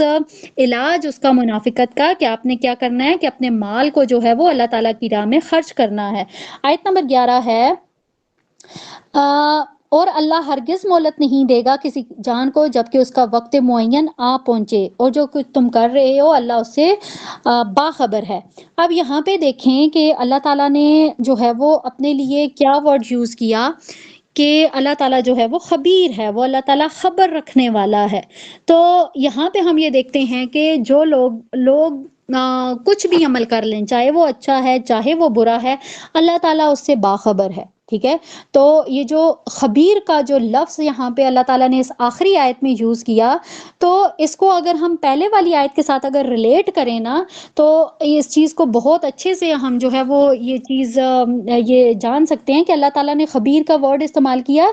کہ اس کا مطلب کیا ہے کہ اللہ تعالیٰ جانتا ہے کہ جیسے اوپر والی آیت میں وہ لوگ مہلت مانگ رہے ہیں نا، تو اللہ تعالیٰ کیا ہے، اللہ تعالیٰ جانتا ہے کہ اگر ان کو مہلت دے بھی دی جائے گی تو پھر بھی یہ اسی طرح سے بخل کا مظاہرہ کریں گے جس طرح سے یہ اب کر رہے ہیں. ٹھیک ہے. سیم اسی سورہ انعام کی آیت نمبر 28 میں بھی ہمیں یہ چیز مل جاتی ہے کہ اس میں اگر دیکھیں تو کیا کہا جا رہا ہے کہ بلکہ ان کے لیے ظاہر ہو گیا جو وہ اس سے پہلے چھپاتے تھے، اب اگر انہیں واپس بھیج دیا جائے تو ضرور پھر وہی کریں گے جس سے انہیں منع کیا گیا ہے، یقیناً وہ بلا شبہ جھوٹے ہیں. تو یہاں پہ اللہ تعالیٰ نے کیا کہا، جیسے آج جو ہیں یہ لوگ غافل پڑے ہوئے ہیں، نہیں احساس ہو رہا کہ جو مال ہے اس کو اللہ تعالیٰ کی راہ میں خرچ کریں، جب کل کو موت کا وقت آ جائے گا تو اس وقت اگر یہ مہلت مانگیں گے، اگر ان کو مہلت مل بھی جائے گی تو پھر بھی انہوں نے یہی روش اختیار کرنی ہے. تو یہاں پہ یہ جو خبیر کا ورڈ استعمال ہوا، اس سے ہم یہ بات بہت اچھے سے سمجھ سکتے ہیں کہ اللہ تعالیٰ جو ہے وہ ہر چیز سے، ہر بات سے واقف ہے کہ اگر آج ان کے یہ حالات ہیں تو کل کو بھی obviously یہی حالات ہوں گے، بدلنے والا کچھ نہیں ہے. الحمدللہ یہاں پہ ہماری سورہ منافقون بھی کمپلیٹ ہو گئی. سٹارٹ کرتے ہیں سورہ تغابن کو. اب یہ جو سورہ تغابن ہے، ٹھیک ہے، یہ جو ہم نے اسٹارٹ میں بات کی تھی نا مسبحات کی، تو یہ جو سورہ ہے یہ اس کی لاسٹ سورہ ہے، ٹھیک ہے۔ اور اس سورہ کے اندر اگر ہم دیکھیں گے نا، تو جیسے شروع میں نے آپ کو کہا تھا نا کہ سورہ حدید بہت امپورٹنٹ سورہ ہے اگر اس کا مضمون دیکھا جائے۔ اور یہ جو سورہ تغابن ہے، ٹھیک ہے، اس کو اگر ہم دیکھیں گے، جیسے پیچھے منافقت کی بات کی گئی تھی نا، تو میں نے شروع میں آپ کو بتایا تھا کہ منافقت اور ایمان یہ آپس میں ایک دوسرے کی ضد ہیں۔ تو پچھلی سورہ میں ہم نے منافقت کی بات کی، اس سورہ میں جو ہے وہ انشاءاللہ تعالی ایمان کے اوپر جو ہے وہ ہمیں بحث نظر آئے گی، ٹھیک ہے۔ تو اس حوالے سے اگر اس کو دیکھا جائے تو یہ قرآن کریم کی بہت جامع ترین سورہ ہے کہ جس میں ہمیں جو ہے وہ بہت ڈیٹیل کے ساتھ جو ہے وہ ایمان کے اوپر بات نظر آئے گی۔ اب اس میں دیکھیں، اس میں 18 آیات ہیں اور 2 رکوع ہیں۔ اور سیم جو سورہ منافقون ہے نا، سورہ منافقون کے بعد یہ جو سورہ تغابن ہے، اس کو آپ اس طرح سے لے سکتے ہیں کہ جس طرح سے ایک تصویر ہوتی ہے نا، جیسے پکچر کے 2 سائیڈز ہوتے ہیں، ایک بہت روشن پہلو ہوتا ہے جبکہ اس کا جو بیک ہوتا ہے بڑا تاریک ہوتا ہے۔ سیم یہ بھی جو ہے نا، یہ بھی بالکل یہ جو دونوں صورتیں ہیں نا، یہ ایک سمجھ لیں کہ ایک روشن پہلو اور ایک جو ہے وہ بہت تاریک پہلو ہے۔ تو دونوں کو اللہ تعالیٰ نے حکمت کے تحت جو ہے وہ دونوں کو یہاں پہ اکٹھا کیا ہے۔ انشاءاللہ تعالیٰ اس کو سٹارٹ کرتے ہیں، اور اللہ تعالیٰ سے یہ دعا ہے کہ اس سورہ کے اندر اللہ تعالیٰ نے جو چیز ایک مومن کو سمجھانے کے لیے بیان کی ہے نا، تو اللہ تعالیٰ ہمیں اس کے فہم جو ہے وہ صحیح فہم عطا کریں، اور پھر اس کے اوپر جو ہے وہ عمل کرنے کی توفیق بھی عطا فرمائے، آمین ثم آمین۔ سب سے پہلا رکوع دیکھتے ہیں، اس میں ہمارے پاس 10 آیات ہیں، ٹھیک ہے، اور سیم وہی مسبحات ہے، تو اس کا بھی جو سٹارٹ ہے وہ اللہ تعالیٰ کی تسبیح کے ساتھ ہو رہا ہے۔ لیکن یہاں پہ ہم دیکھیں گے کہ یہاں پہ جو ہے وہ اللہ تعالیٰ نے اس ساری بات کو بیان کرنے کے بعد اللہ تعالیٰ نے کیا کہا کہ اللہ تعالیٰ ہر چیز کے اوپر قادر ہے۔ اللہ تعالیٰ نے جو ہے وہ انسان کو بتایا کہ انسان کی حقیقت کیا ہے، انسان کو کس طرح سے اللہ تعالیٰ نے بنایا، اور پھر کس طرح سے جو ہے وہ دوبارہ اس کو اسی شکل میں دوبارہ جو ہے وہ اٹھائے گا۔ آیت نمبر 1 ہے، تسبیح کرتی ہے اللہ کی ہر وہ شے جو کہ آسمان میں ہے اور ہر وہ شے جو کہ زمین میں ہے، اسی کی بادشاہی ہے اور اسی کے لیے حمد ہے۔ الحمدللہ بہت ڈیٹیل کے ساتھ ہم اس آیت کو جو ہے وہ اس سے پہلے پڑھ چکے ہیں، تو ہم یہاں پہ اس کو بہت اچھے سے سمجھ سکتے ہیں کہ اللہ تعالیٰ کیا کہہ رہے ہیں۔ آیت نمبر 2 ہے، وہی ہے جس نے تمہیں پیدا کیا، پھر تم میں سے کوئی کافر ہے اور کوئی مومن، اور جو کچھ تم کر رہے ہو اللہ تعالیٰ اسے دیکھ رہا ہے۔ اب یہاں پہ دیکھیں اللہ تعالیٰ نے کیٹیگرائز کیا ہے، ٹھیک ہے، کہ پیدا تو اسی نے کیا ہے، چاہے کوئی مومن ہے، چاہے کوئی کافر ہے، چاہے کوئی مانتا ہے کوئی نہیں مانتا، خالق وہی ہے، ٹھیک ہے۔ تو جب خالق وہی ہے تو پھر مخلوق کو یہ چاہیے کہ وہ اپنے خالق جو ہے اس کے شکر گزار بن کے رہیں، وہ اپنے خالق کے آگے وہ جھک کے رہیں، اس کو اپنا معبود مانیں۔ لیکن انفارچونیٹلی کیا ہوتا ہے کہ یہی جو مخلوق ہے نا، یہ اپنے خالق کی منکر ہو جاتی ہے، اس کی نافرمان ہو جاتی ہے۔ اور اگر بظاہر اگر ہم یہ بات دیکھیں تو یہ ہمیں بڑی عجیب سی لگتی ہے کہ کیسے کوئی اپنے خالق کا منکر ہو سکتا ہے۔ تو اگر ہم اس کو ڈیپتھ میں جائیں نا، تو ہم اپنے ارد گرد بہت ایزیلی ہم یہ بات جانتے ہیں کہ کس طرح سے جو ہے وہ خالق کی نافرمانی کی جا رہی ہوتی ہے۔ تو بہت گہری بات ہے جو یہاں پہ اللہ تعالیٰ نے کی ہے۔ اللہ تعالیٰ جو ہے وہ ہمیں اس کا صحیح فہم عطا کریں، اور اس کو صحیح طور پہ جو ہے وہ ہم اس کو سمجھ کے اور پھر ان ساری چیزوں سے ہمیں اللہ تعالیٰ دور بھی رکھیں کہ جو اللہ تعالیٰ کی نافرمانی کا سبب بنتی ہیں، آمین ثم آمین۔ آخر میں اللہ تعالیٰ نے کیا کہا، جو کچھ تم کر رہے ہو اللہ تعالیٰ اسے دیکھ رہا ہے، بھلے تم اچھے کام کر رہے ہو، بھلے تم برے کام کر رہے ہو، تم ایمان والے کام کر رہے ہو، منافقت والے کام کر رہے ہو، جو بھی ہے اللہ تعالیٰ اسے دیکھ رہا ہے۔ اب یہاں پہ اگر اس کو ہم غور کریں گے تو اس آیت کے اندر جو ہے وہ ہمیں ایک طرف ہمیں وعید بھی نظر آتی ہے، ٹھیک ہے، اور ایک طرف ہمیں خوشخبری بھی نظر آتی ہے، ٹھیک ہے۔ اب یہاں پہ دیکھیں کہ جس طرح سے اللہ تعالیٰ نے ایک انسان کے جو ہر ایک انسان، ٹھیک ہے، اس کے جتنے بھی جو عقائد ہیں یا جو اس کے نظریات ہیں، اللہ تعالیٰ اس سے باخبر ہے، ٹھیک ہے۔ ایک انسان جو کہ وہ کیا کر رہا ہے، وہ کس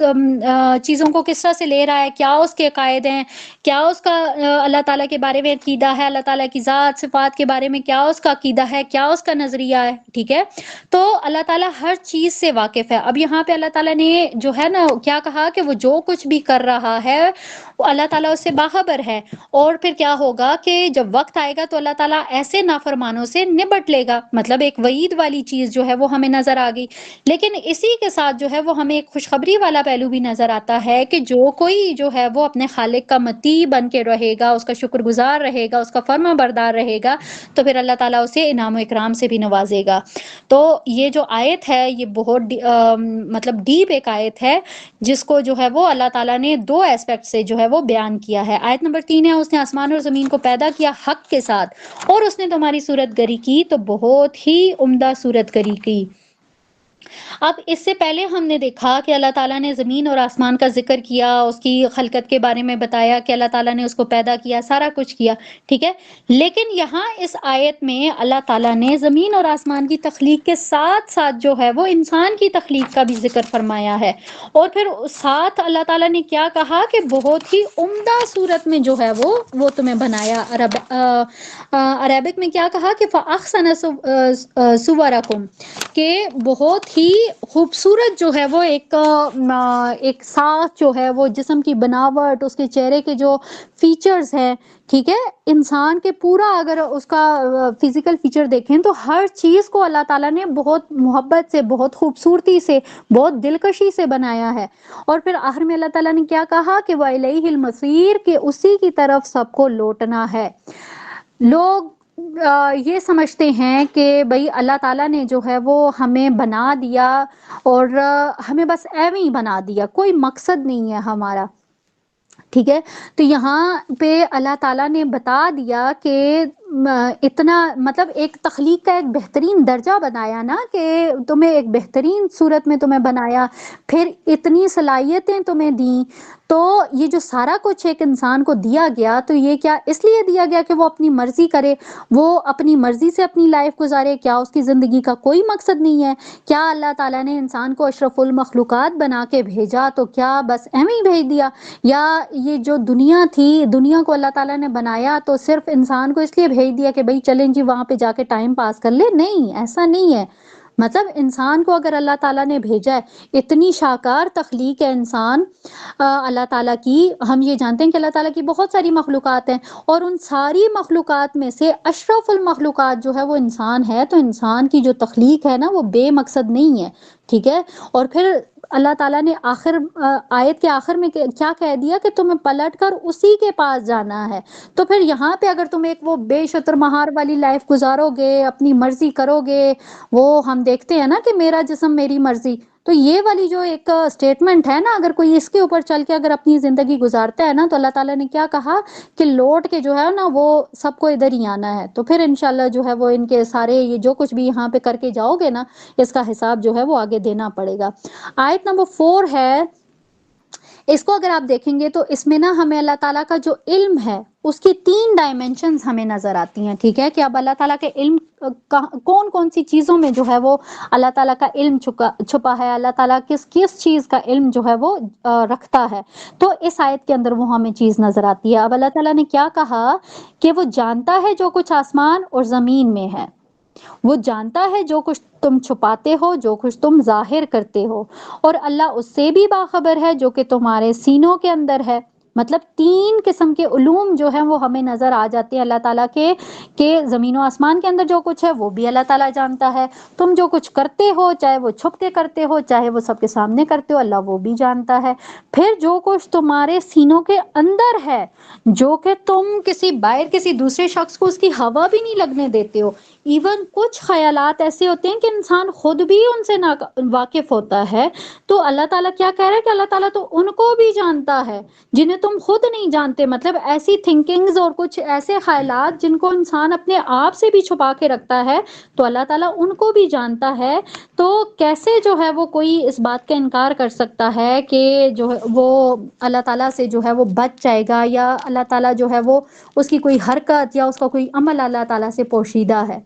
اب اگلی آیت آپ دیکھیں گے تو کس طرح سے کتنی خوبصورتی کے ساتھ جو ہے وہ اللہ تعالیٰ نے تمہیداً سٹیپ بائی سٹیپ بات کو جو ہے وہ آگے بڑھایا ہے. مطلب مین جو بات ہے وہ ابھی نہیں کی جا رہی، اس سے پہلے سٹیپ بائی سٹیپ جو ہے وہ ایک انسان کو سمجھایا جا رہا ہے۔ اب دیکھیں اللہ تعالیٰ نے علم کی بھی مثال دے کے سمجھا دی، انسان کی جو باڈی ہے اس کا بھی بتا دیا کہ کس طرح سے اللہ تعالیٰ نے انسان کو بتایا۔ اب یہ جو آیت ہے، آیت نمبر 5، اگر اس کے اوپر اگر آپ غور کریں تو اس میں دیکھیں اللہ تعالیٰ نے کیا کہا، کیا تمہارے پاس خبریں نہیں آ چکی ہیں ان لوگوں کی کہ جنہوں نے کفر کیا تھا پہلے، تو انہوں نے اپنے کیے کی سزا چکھ لی اور ان کے لیے دردناک عذاب بھی ہے۔ اب یہاں پہ دیکھیں کہ اللہ تعالیٰ کیا کہہ رہا ہے کہ کیا تمہارے پاس یہ جتنی بھی قومیں ہلاک ہوئی ہیں ان کی تمہارے پاس خبریں نہیں آئیں؟ کیا میں نہیں جانتی کہ قوم نوح کے ساتھ کیا ہوا، قوم ہود کے ساتھ کیا ہوا، قوم صالح کے ساتھ کیا ہوا؟ کیا آپ لوگ نہیں جانتے؟ یہاں پہ یہ جتنے بھی لوگ بیٹھے ہوئے ہیں، کیا ہم لوگ نہیں جانتے کہ ان قوموں کے ساتھ کیا ہوا؟ تو یہ تو اللہ تعالیٰ جو ہے، یہ مت ہم لوگ یہ بات سوچیں کہ یہ فلاں بندے کو یہ بات کہی جا رہی ہے یا یہ مدینہ کے منافقین کے بارے میں یہ بات کی جائے، نہیں، یہ بات مجھ سے ہو رہی ہے، یہ بات آپ سے ہو رہی ہے، ٹھیک ہے؟ تو یہاں پہ ہمارے لیے بھی ایک لمحہ فکریہ ہے کہ کیا ہمارے پاس یہ خبریں نہیں پہنچی ہیں کہ کس طرح سے اللہ تعالیٰ نے ان قوموں کو ہلاک کیا ہے۔ پھر اگر اگلی آیت دیکھیں تو اس میں کیا کہا جا رہا ہے کہ یہ اس لیے ہوا کہ ان کے پاس ان کے رسول آتے رہے ہیں واضح نشانیاں لے کر، تو انہوں نے کہا کہ کیا انسان ہمیں ہدایت دیں گے؟ بس انہوں نے کفر کیا اور رخ پھیر لیا، اور اللہ نے بھی ان سے بے نیازی اختیار کی، اور اللہ تو ہے ہی بے نیاز اور حمد کے لائق۔ یہاں پہ اگر ہم دیکھیں تو اللہ تعالیٰ نے بہت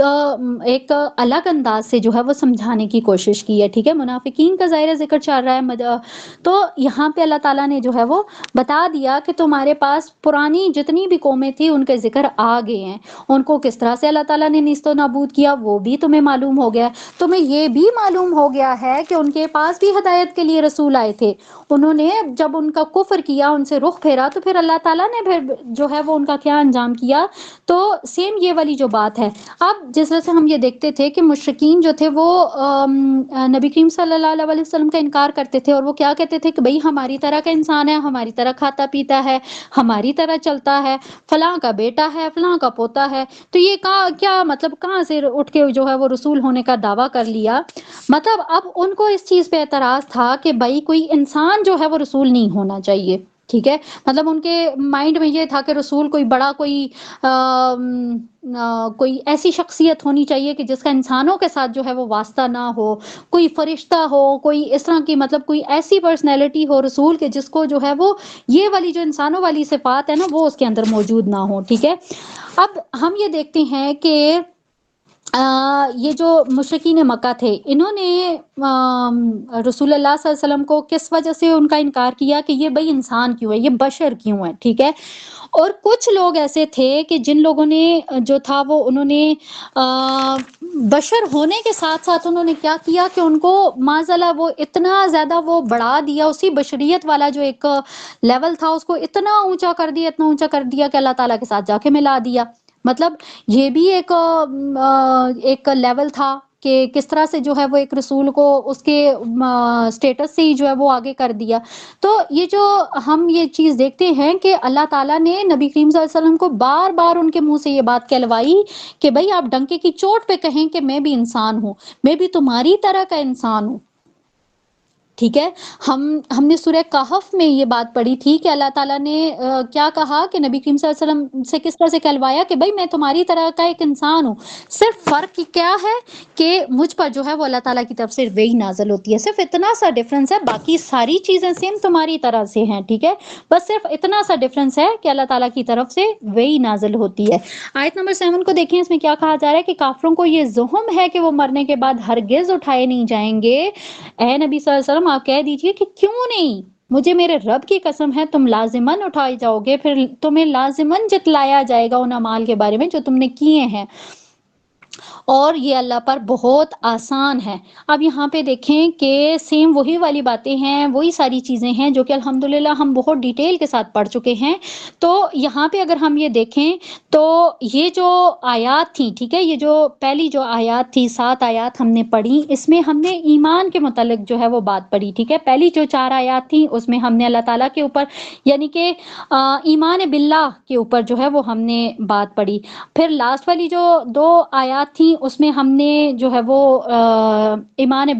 برسالت یعنی کہ رسول اللہ صلی اللہ علیہ وسلم کے بارے میں بات کی، اور پھر جو لاسٹ یہ جو آیت تھی اس میں جو ہے وہ ایمان بالآخرت کے بارے میں بات کی گئی۔ لیکن یہ جو اگلی آپ آیات دیکھیں گے آیت نمبر 8 سے لے کر 10 تک، تو اس میں جو ہے وہ ایمان کی ایک دعوت جو ہے وہ ہمیں نظر آئے گی، ٹھیک ہے۔ آیت نمبر 8 میں دیکھتے ہیں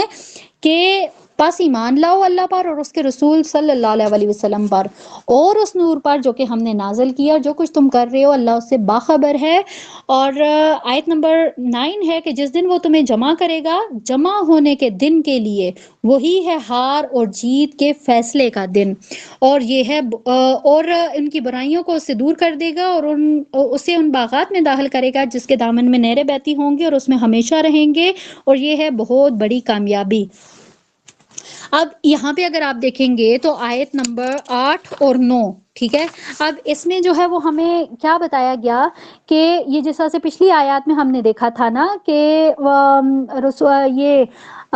اللہ اور رسول اللہ صلی اللہ علیہ وسلم، ٹھیک ہے، ان کے اوپر ایمان کی بات ہو رہی تھی، ٹھیک ہے۔ اب یہاں پہ جو ہے وہ قرآن کے اوپر بھی، اس نور پر بھی جو ہم نے نازل کیا، اب اس کی بھی بات ہو رہی ہے کہ اس کے اوپر بھی ایمان لانا ہے، ٹھیک ہے۔ اور پھر اس کے بعد اللہ تعالیٰ نے ساتھ میں کیا کہا کہ جو کچھ تم کر رہے ہو اللہ تعالیٰ اس سے باخبر ہے۔ یا جس طرح سے شروع میں نے کہا تھا کہ یہ ایمان کے اوپر بات ہو رہی ہے نا، تو یہاں پہ ہمیں وہ چیزیں بتائی جا رہی ہیں کہ جن کو ہم نے آپٹ کرنا ہے، ٹھیک ہے۔ تو سب سے پہلے ہمارے لیے کیا ہے؟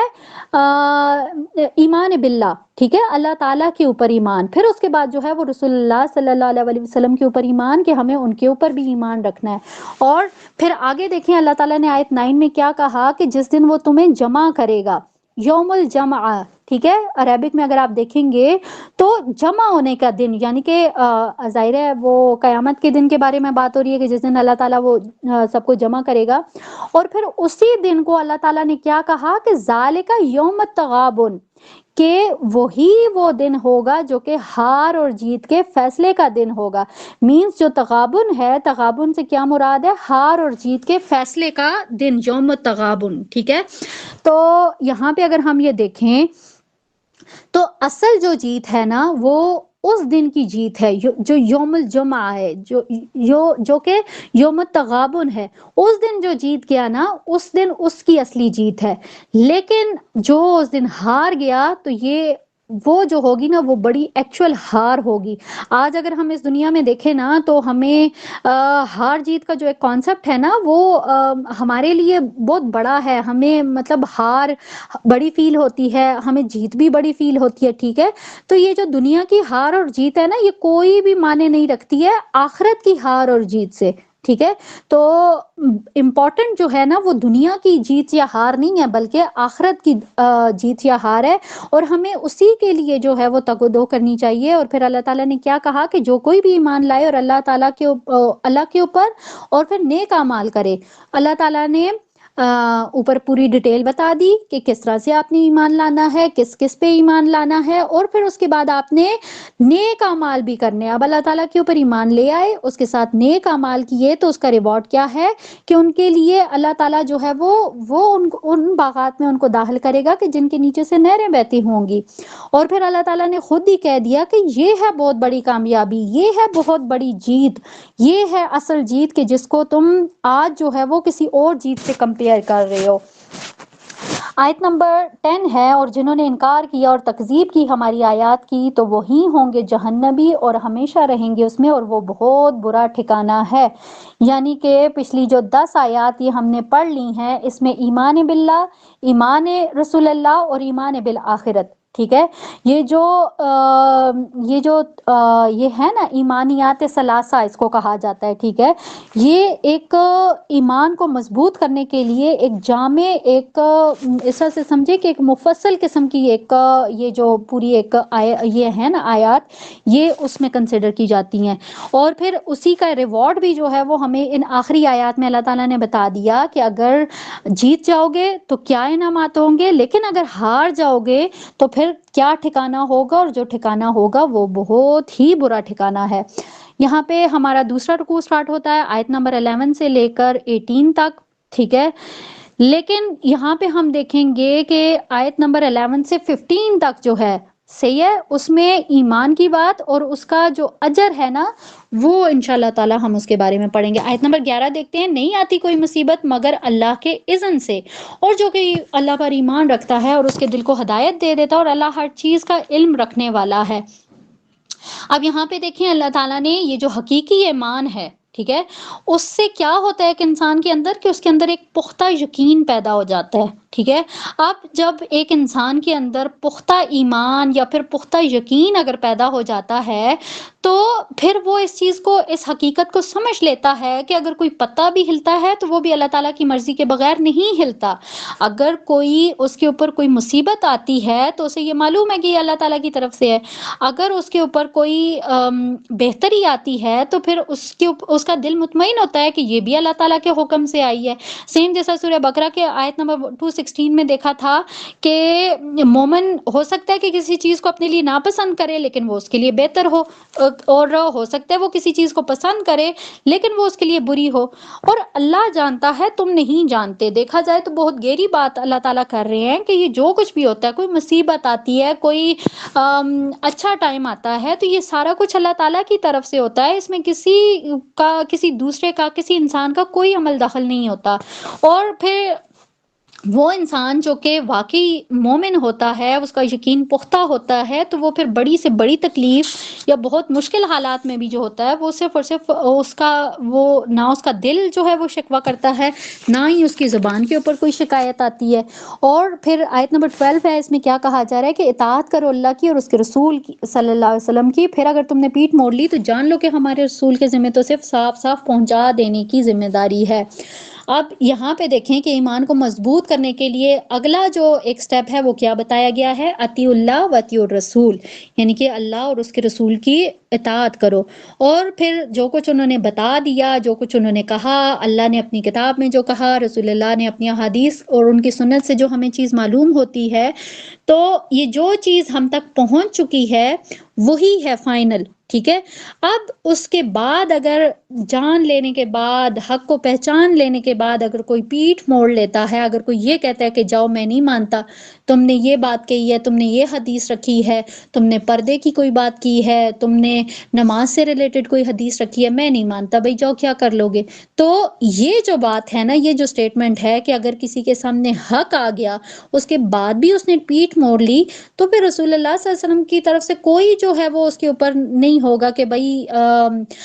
وہ یہ دعویٰ نہیں کر سکتا کہ بھئی میں جو ہے وہ رسول اللہ صلی اللہ علیہ وسلم کا امتی ہوں، مجھے ان کی شفاعت نصیب ہوگی۔ تو انہوں نے تو اپنا حق پہنچا دیا ہے، ٹھیک ہے، ان کی ذمہ داری پوری ہوگی۔ اب جو ہماری ذمہ داری ہے نا، اس کو ہم نے پورا کرنا ہے، اور اس ذمہ داری کے ہم لوگ جواب دہ ہیں، ہمیں جواب دینا ہوگا۔ آیت 13 اللہ وہ ہے کہ اس کے سوا کوئی الہ نہیں، بس اہل ایمان کو اللہ پر توکل کرنا چاہیے۔ بہت گہری بات ہے، اور الحمدللہ بہت دفعہ ہم اس چیز کو پڑھ چکے ہیں، ٹھیک ہے۔ اب یہاں پہ جیسے پہلے ہم نے بات کی تھی کہ اللہ تعالیٰ نے تخلیق کیا انسان کو، بہت سے مومن ہیں، بہت سے کافر ہیں، تو چاہے کوئی مومن ہے، چاہے کوئی کافر ہے، چاہے کوئی امیر ہے، چاہے کوئی غریب ہے، اس کی زندگی میں اپس اینڈ ڈاؤنس آتے رہیں گے، سکھ دکھ جو ہے وہ فیس کرتا رہے گا، چاہے وہ کسی بھی کیٹیگری کا بندہ ہے، ٹھیک ہے، چاہے وہ فرما بردار ہے یا نافرمان ہے، ٹھیک ہے۔ لیکن فرق یہاں پہ کیا ہے کہ جو نافرمان ہوگا نا، اس کے مقابلے میں ایمان والا جو شخص ہوگا نا، اس کی زندگی ہمیں بڑی مشکل نظر آئے گی، ٹھیک ہے۔ اب یہ کیا ہوتا ہے کہ یہ جو ایماندار شخص ہوتا ہے، ٹھیک ہے، ظاہر وہ اللہ اور اس کے رسول صلی اللہ علیہ وسلم کا پابند ہوتا ہے، وہ اطیع اللہ اور اطیع رسول کا پابند ہوتا ہے، تو جتنے بھی دنیا کے فوائد ہوتے ہیں، جتنی بھی آسائشیں ہوتی ہیں، اگر وہ نافرمانی کر کے حاصل ہوتی ہیں نا، تو وہ ان کو چھوڑ دیتا ہے، ٹھیک ہے۔ وہ مصیبت کو زیادہ ترجیح دیتا ہے بجائے اس کے کہ کسی راحت والا کوئی معاملہ ہو۔ تو ان ساری چیزوں کے پیچھے اس کی جو مین چیز ہوتی ہے وہ کیا ہوتی ہے؟ توکل، ٹھیک ہے، اللہ تعالیٰ کے اوپر بھروسہ، اللہ تعالیٰ کے اوپر یقین۔ تو یہی ایک توکل ہے کہ جو کہ انسان کو جو ہے وہ اپنے اللہ کے اوپر جو ہے وہ ہر حال میں کرنا چاہیے، ٹھیک ہے۔ اب یہاں پہ ہم دیکھتے ہیں کہ جس طرح سے توکل کی بات کی گئی ہے، تو توکل کیا ہے؟ مطلب قرآن و سنت کی روشنی میں توکل کا جو ایک میننگ ہے وہ کیا ہے؟ تو توکل کس کو کہتے ہیں کہ وسائل اور اسباب ہونے کے باوجود، ٹھیک ہے، آپ نے ان سب کا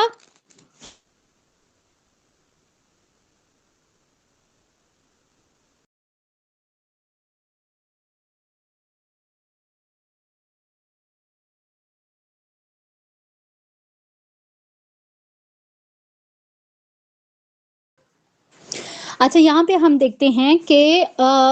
قرآن و سنت کی اگر روشنی میں اگر دیکھیں توکل کیا ہے، تو توکل جو ہے وہ اس سے پہلے بھی الحمدللہ ہم نے پڑھا تھا کہ تمام وسائل اور تمام اسباب کو استعمال کرتے ہوئے اس کام کا جو رزلٹ ہے یا اس کام کا جو انجام ہے نا، اس کو اللہ تعالیٰ کے سپرد کر دینا توکل کہلاتا ہے۔ توکل اگر دیکھا جائے تو پریشانیوں سے نجات پانے کا پہلا سٹیپ ہے، ٹھیک ہے۔ اگر کسی کا اللہ تعالیٰ کے اوپر اعتماد اور توکل نہیں ہے تو کیا ہوگا کہ وہ پھر ہمت ہار جائے گا، وہ ان مسائل کا مقابلہ نہیں کر پائے گا۔ تو یہاں پہ یہ دیکھنا ہے کہ بلا شبہ جتنے بھی اسباب ہیں ان کا استعمال لازم ہے، ضروری ہے، ٹھیک ہے۔ اور اللہ تعالیٰ نے یہ جتنے بھی مسائل کے حل کے لیے مادی جو وسائل جو ہے نا، ان میں ایک قوت تو رکھی ہے۔ اب یہاں پہ اگر ہم دیکھیں کہ جیسے سردی اور گرمی سے بچنے کے لیے موسم کے مطابق اگر آپ جو ڈریس ہے وہ یوز نہیں کریں گے اور ہم یہ کہیں کہ بھئی اللہ تعالیٰ کے اوپر توکل کر کے ہم بیٹھے ہوئے ہیں، تو یہ چیز نہیں ہے، اس کو صحیح معنوں میں توکل نہیں کہہ سکتے کہ بھئی اس طرح سے تو پھر آپ بیماریوں کا شکار ہو جائیں گے، آپ پریشانیوں میں مبتلا ہو جائیں گے۔ اسی طرح سے اگر کوئی کسی سفر پہ جا رہا ہے تو وہ یہ کہے کہ بھئی میں اپنی طرف سے کچھ نہیں کرتا، مجھے اللہ تعالیٰ پہ پورا بھروسہ ہے، تو یہ توکل کی بالکل بھی یہ ڈیفینیشن نہیں ہے، ٹھیک ہے۔ تو یہاں اس چیز کو جو ہے وہ ہم نے بہت اچھے سے سمجھنا ہے کہ اپنی طرف سے جو ہے وہ ساری چیزیں، پورے وسائل اسباب ہر چیز کو بندوبست کرنے کے بعد جو ہے وہ پھر اللہ تعالیٰ کے اوپر آپ نے توکل کرنا ہے۔ اور پھر اگر یہاں پہ ہم دیکھیں تو جس طرح سے اللہ تعالیٰ نے اب یہ جو اگلی آیات آ رہی ہیں، ٹھیک ہے، ان آیات میں اللہ تعالیٰ نے ان چیزوں کی طرف نشاندہی کروائی ہے کہ جو کہ انسان کی ایک طرح کی وہ اس کے لیے کمزوری ہوتی ہیں، ٹھیک ہے، اور وہ کمزوری اس حد تک وہ بڑھتے بڑھتے نا وہ اس کے لیے ایک دشمنی والا روپ دھار لیتی ہے۔ اب یہاں پہ دیکھیں آیت نمبر 14 میں کون سی کمزوری کے بارے میں کہا گیا کہ اے ایمان کے دعوے دارو، تمہاری بیویاں اور تمہاری اولاد میں سے بعض تمہارے دشمن ہیں، سو ان سے بچ کر رہو۔ اب یہاں پہ دیکھیں کہ اللہ تعالیٰ نے کیا، اب یہی والی سٹیٹمنٹ اگر آپ دیکھیں تو پیچھے ہم نے کیا پڑھا تھا سورہ منافقون میں، اللہ تعالیٰ نے کیا کہا تھا کہ یہ منافقین تمہارے دشمن ہیں، ان سے بچ کے رہو، ٹھیک ہے۔ اب یہاں پہ اللہ تعالیٰ کیا کہہ رہے ہیں کہ تمہاری بیویاں اور تمہاری اولاد تمہاری دشمن ہے، ان سے بچ کے رہو۔ مطلب بڑی ایک نازک سی ایک مرحلہ ہو گیا نا، کہ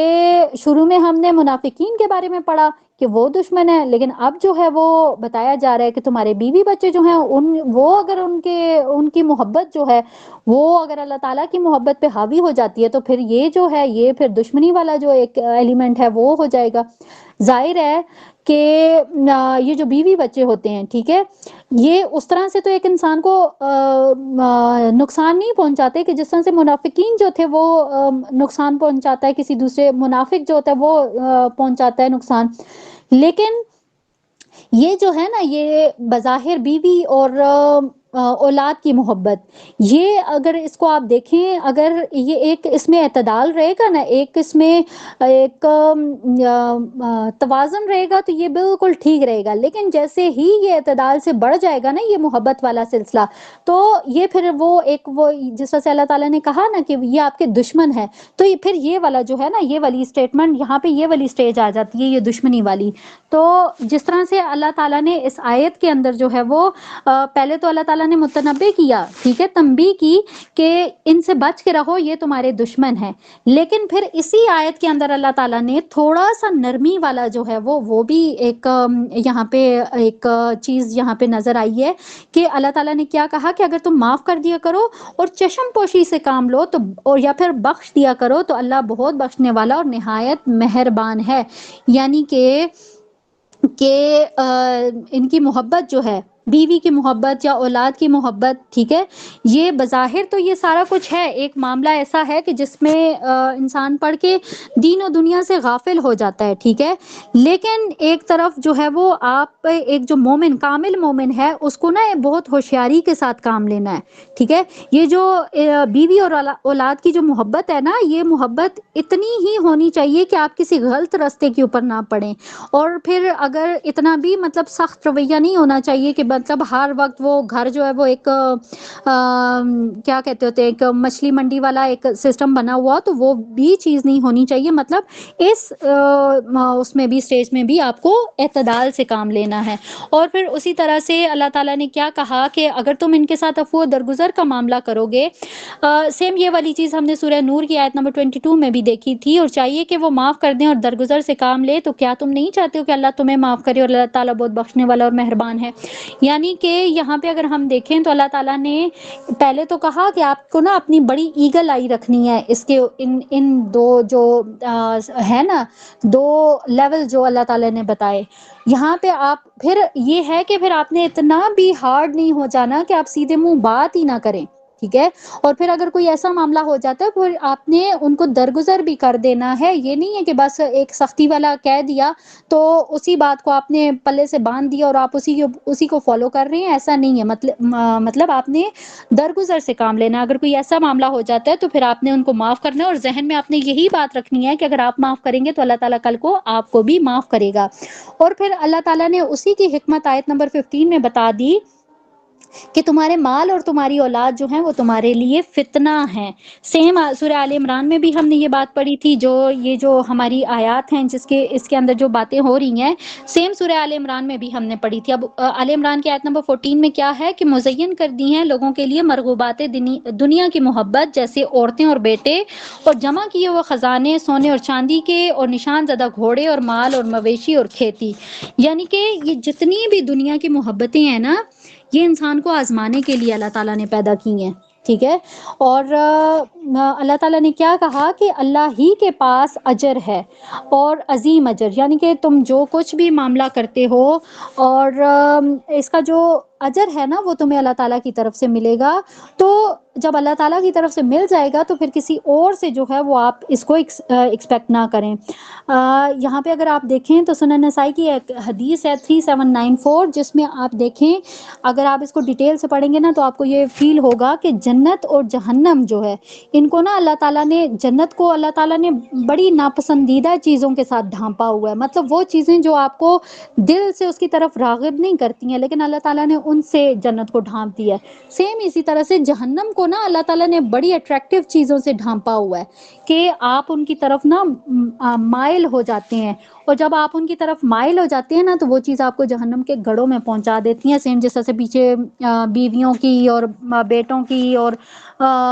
مال مویشی اور سونے چاندی کی باتیں کی ہیں نا، تو یہ ساری جو چیزیں ہیں نا یہ مرغوبات دنیا میں سے آتی ہیں۔ اور پھر اللہ تعالیٰ نے یہ جو حدیث ہے اس میں بھی بہت کلیئرلی جو ہے وہ نبی کریم صلی اللہ علیہ وسلم کی طرف سے ہمیں آگاہی مل جاتی ہے کہ اگر جنت کے حقدار ہیں تو ہمیں اتنی پسندیدہ چیزوں کی طرف جو ہے وہ راغب نہیں ہونا۔ آیت نمبر 16 ہے، پس اللہ کا تقوی اختیار کرو اور اپنی حد امکان تک اور سنو اور اطاعت کرو۔ اب یہاں پہ دیکھیں کہ یہ جو آخری 3 آیات ہیں، ٹھیک ہے، اب اس میں جو ہے نا وہ اللہ تعالیٰ کی طرف سے عملی طور پہ ایمان کے جو تقاضے ہیں نا ان کی طرف جو ہے وہ نشاندہی کی جا رہی ہے۔ اب سب سے پہلے اب یہاں اس آیت میں دیکھیں گے نا آپ کو 3 سٹیجز نظر آ رہی ہیں۔ پہلی کیا ہے؟ وسمعوا، یعنی کہ سنو، واتیہو، اور جو ہے وہ آپ نے اس کی اطاعت کرنی ہے، اور پھر آگے اگر آپ دیکھیں گے نا تو اس میں نظر آ رہا ہے کہ وَأَنفِقُوا، یعنی کہ خرچ کرو، ٹھیک ہے، اللہ کی راہ میں خرچ کرو، تمہارے لیے یہی بہتر ہے۔ تو یہ جو چیز اللہ تعالیٰ نے یہاں پہ ہم بیان کی ہے کہ انسان میں اگر اللہ تعالیٰ کا تقوی پیدا ہو جائے، اور تقوی بھی وہ جہاں تک ممکن ہو، ٹھیک ہے، اس کی استطاعت ہو، تو یہ جس طرح سے اللہ تعالیٰ نے یہاں پہ استطاعت کی بات کی، اس کی وسعت کی بات کی، تو یہ بات ہم جانتے ہیں کہ اللہ تعالیٰ کبھی بھی کسی انسان کے اوپر اس کی وسعت سے بڑھ کر کوئی بھی بوجھ نہیں ڈالتا ہے، ٹھیک ہے، اور یہ تو ہو گیا ایمان کا پہلا تقاضا کہ آپ نے کیا کرنا ہے، حد الامکان کوشش تک آپ نے تقوی اختیار کرنا ہے۔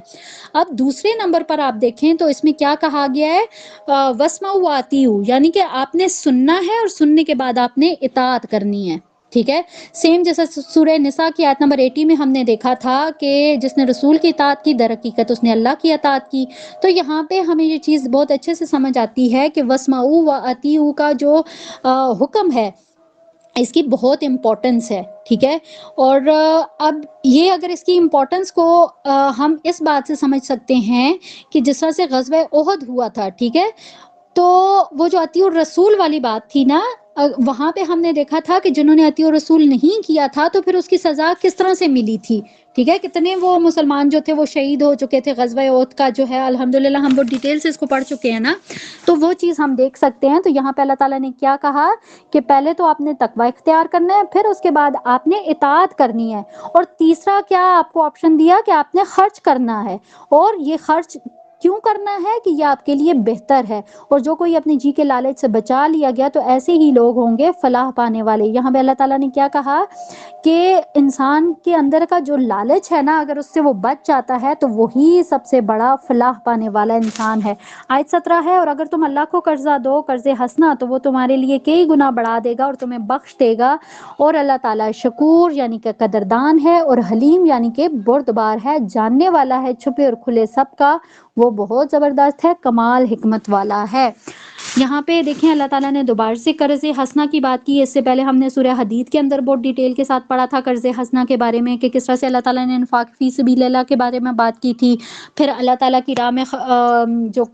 صدقہ ہے یا جو قرض ہے یا جو اس کو اللہ تعالیٰ نے کس طرح سے جو ہے وہ تشبیہ دی، الحمدللہ بہت ڈیٹیل کے ساتھ وہاں پہ بھی اس لیکچر کو میں نے ہی ڈیلیور کیا تھا۔ تو یہاں پہ اللہ تعالیٰ نے کیا کہا کہ وہ چھپے اور کھلے سب کا جو ہے وہ جاننے والا ہے، یعنی کہ کوئی حاضر ہے کوئی غائب ہے، کسی کے اندر کتنا تقویٰ ہے، کتنا وہ اطاعت کے اوپر کاربند ہے، کتنا وہ انفاق فی سبیل اللہ کر رہا ہے، ٹھیک ہے۔ تو اللہ ہر چیز سے جو ہے وہ باخبر ہے۔ اور پھر اللہ تعالیٰ نے آخر میں کیا کہا کہ عزیز حکیم، مطلب اللہ تعالیٰ نے اپنی دو صفات یہاں پہ یوز کی۔ تو یہاں اس سے کیا مراد ہے کہ اللہ تعالیٰ جو ہے وہ اگر وہ عزیز تو ہے لیکن اگر وہ تمہاری گرفت نہیں کر رہا تو اٹ مینس وہ تمہیں مہلت دے رہا ہے، وہ تمہیں سدھرنے کا موقع دے رہا ہے۔ حکیم مینس وہ حکمت، یعنی کہ یہ جو چھوٹ دی ہوئی ہے نا اللہ تعالیٰ نے، اس میں اللہ تعالیٰ کی کوئی حکمت پوشیدہ ہے۔ اگر وہ یہ چاہتا ہے کہ تم اگر ہدایت کے راستے پہ آ جاؤ تو تمہیں بھی یہ چیز جو ہے وہ سوچنی چاہیے۔ تو الحمدللہ یہاں پہ ہماری یہ جو سورہ ہے سورہ تغابن یہ بھی کمپلیٹ ہو گئی ہے، اور ایمان کے بارے میں جو ہے وہ ہم نے اس کی پختگی کے بارے میں جتنی چیزیں دیکھی، پھر جس طرح سے اللہ تعالیٰ نے اطیع اللہ اطیع الرسول کے بارے میں حکم دیا، اور سب سے امپورٹنٹ جو ہے نا وہ ایمان بالآخرہ، ٹھیک ہے، یہ ہے۔ اگر کسی کا آخرت کے اوپر ایمان ہوتا ہے نا، ایمان مضبوط ہوتا ہے، تو اس کے عقائد جو ہوتے ہیں نا وہ کبھی بھی، یا اس کی جو کیا کہیں گے ایمان جو ہے نا وہ کبھی بھی ڈگمگاتا نہیں ہے۔ اور سب سے جو آخر میں جو اللہ تعالیٰ نے بات کی نا کہ اللہ تعالیٰ علیم بھی ہے اور خبیر بھی ہے، تو یہ جو چیزیں ہیں نا یہ ایک انسان کو جو ہے وہ راہ راست پہ رکھنے کے لیے بہت ضروری ہوتی ہیں، بشرطے کہ اس کا ایمان جو ہے وہ مضبوط ہو۔ اللہ تعالیٰ ہمارے ایمان میں پختگی عنایت فرمائیں، اور ہمیں جو کچھ ہم پڑھ رہے ہیں اس کا صحیح فہم عطا کریں، اور پھر اس کے اوپر عمل کی بھی توفیق دیں۔ بارک اللہ لی و لکم فی القرآن الکریم ونفعنی وإیاکم مما فیہ من الآیات وذکر الحکیم وتقبل منی ومنکم تلاوتہ انہ هو الغفور الرحیم۔